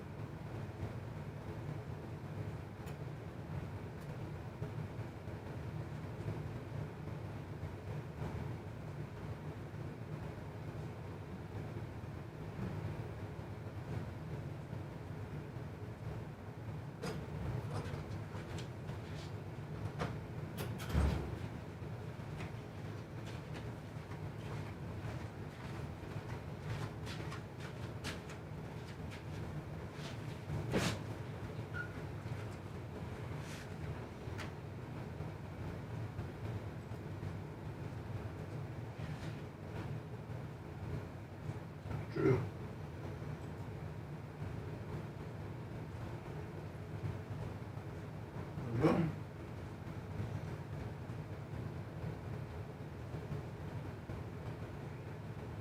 What's up, Brian? Chicken now.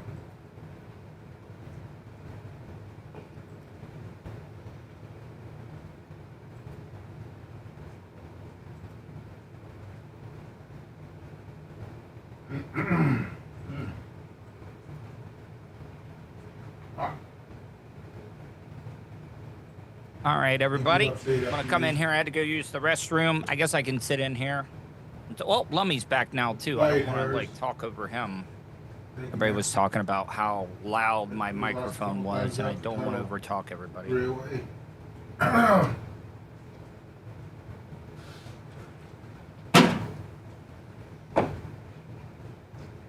What's up, Jeff Ferguson? Okay, I'll back off then. Damn. Fuck. TJ from Jersey. What's up, Burton? Burton Rowe.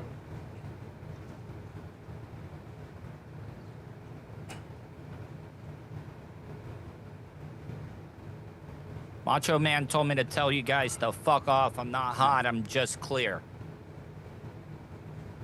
I'm going to sit in here and talk a little bit. Lummy's looking good today. Look at him. Everything. Some Costco chicken from the rotisserie. Sorry, guys. Man, you guys will complain about a good piece of fucking ass, wouldn't you? Like, literally, could be the hottest chick right now, ready to suck you. And you complain about it.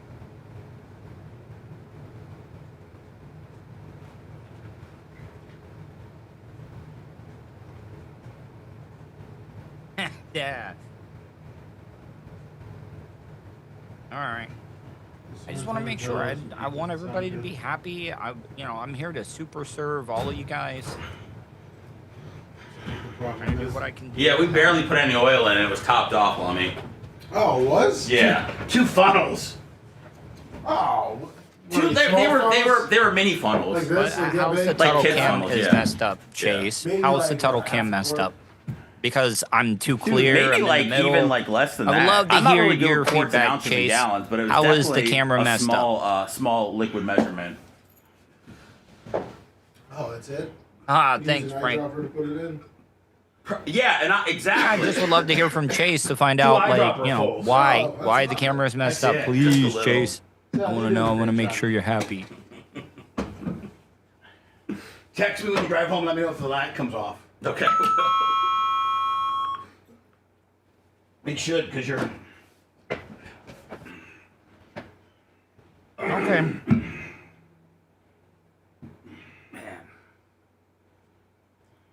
Thank you, Buzzer Bob. No, you know, everybody. I was just going to say, if there was anything wrong, with the camera or the microphone, you know what? Macho Man's going to let me know when things are bad.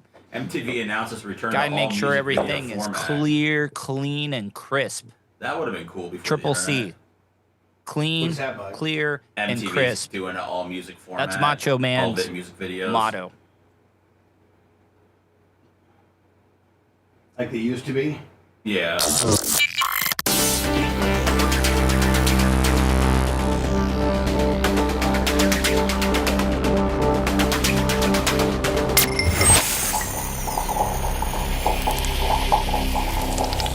Broadcasting live from the Aquabito Studios. Aquabito.com/Bubba. It's the Bubba the Love Sponge Show. Seth's Ford Hemi is fixed. Ready to be driven back home efficiently, full of oil. Thank Hopefully you. he'll call me and say, oil light is off. I want to accentuate two stupid women that are currently in politics. Lummi, I think this is the same one we just heard from. Yes, Miss This Crockett. is her again on the congressional floor, Miss Crockett from Texas. Are going to continue to live through chaos and destruction that has been occurring ever since he swore in January. And I hope y'all remember who caused this, because it wasn't The just gentlelady's time has it was expired. Also the congressional Republicans. The gentlelady's time has expired. I now recognize Mr. Burchett from Tennessee. Thank you, Chair Lady. I would remind members of both sides of the aisle that That this is a complete shiz show, and it's just President Trump's approval rating is soaring, and last I checked, congressional approval is not, and I think that bears witness. Madam Chair, I have a unanimous consent. Without objection. Thank you so much. This is just from a couple of hours ago. Trump pivots to distractions as polls show collapse. So, like Seth, like she's reading her news in Congress from like Twitter or something. Seeing support for his agenda. Without objection, so ordered. The next one is Donald Trump's approval rating plunges in multiple polls. Without objection, so The next ordered. one, Donald Trump's approval rating. New polls show shakeup over Iran bombing. Without objection, so ordered. The next one, Trump's approval rating drops to term I want to see these put the gloves on. Oh, yeah. Don't you? Oh, yeah. low amid Israel-Iran war. Without objection, so ordered. I hope you're not reading the same thing from your phone, which it looked like. I now recognize. clarification- I now recognize Mr. Lynch from Massachusetts for 5 minutes. I just want to clarify. I can give you the sources because Mr. Lynch is recognized. Ms. Crockett, you're rudely interrupting Mr. Lynch's 5 minutes. Well, I've Ms. already said without objection, so. Like it's just an absolute. I've never seen our government more out of control. Don't they have more to go do than worry about Trump's numbers? This is the vice. This is the vice mayor of Cudahy, California, and is allegedly under FBI investigation for allegedly calling the Los Angeles gangs to target ICE. So she got on her social media and told the gangs to start targeting ICE. Not for nothing, but I want to know where all the cholos are at in Los Angeles. 18th Street, Florencia. Where's the leader? The cholos, I think, are the gang members. And she's the vice mayor of this area, and she wants to know where all the gang members are. Shit back. Because you guys are all about territory, and this is 18th Street, and this is Florencia. You guys tag everything up, claiming hood. And now that your hood's being invaded by the biggest gang there is, there ain't a peep out of you. It's everyone else who's not about the gang life that's out there protesting and speaking up. We're out there like fighting our turf, protecting our people. And like, where you at? Bien calladitos, todos los chulitos. I'm like, dude, they're running amok all up in on your streets and in your city. And peep, when the big gang guns come in, nothing but like quiet, and we're out here, the regular. She's basically calling the gang members a bunch of pussies. Is she not? The ones that have never been jumped in, out here calling things out trying to organize people, trying to do the thing.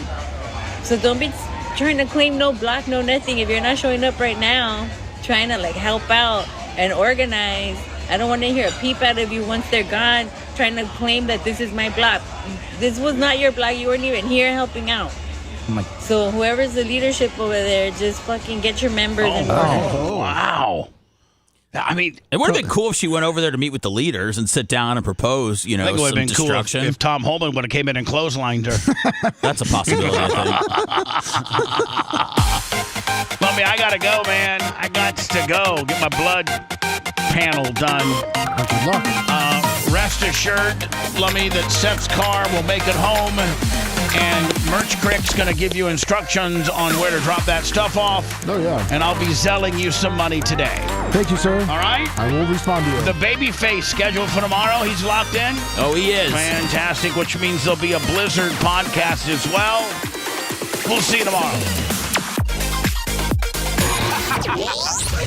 Thanks for letting me finish. You've been listening to the Bubba the Love Sponge Show, starring me, Bubba the Love Sponge, co-host and show historian, Lummit. It's Seth, co-host and president of podcasting. It's Brian Matroni, king of counter programming. You're wiring up. It's Mini Macho. The BRN agent, Thomas Buttoned Up B. Co-host, Dr. Dan Diaco, Esquire of Council. Co-host, J. Diaco, Esquire, the Spitting Cobra of Council. Now, time for the legal disclaimer. Exactly. The Bubba the Love Sponge Show is intended solely for the enjoyment of our listening audience. Any rebroadcast, retransmission, or other use of this show without express written consent of the Bubba Radio Network is prohibited. We must dissuade him of this delusion.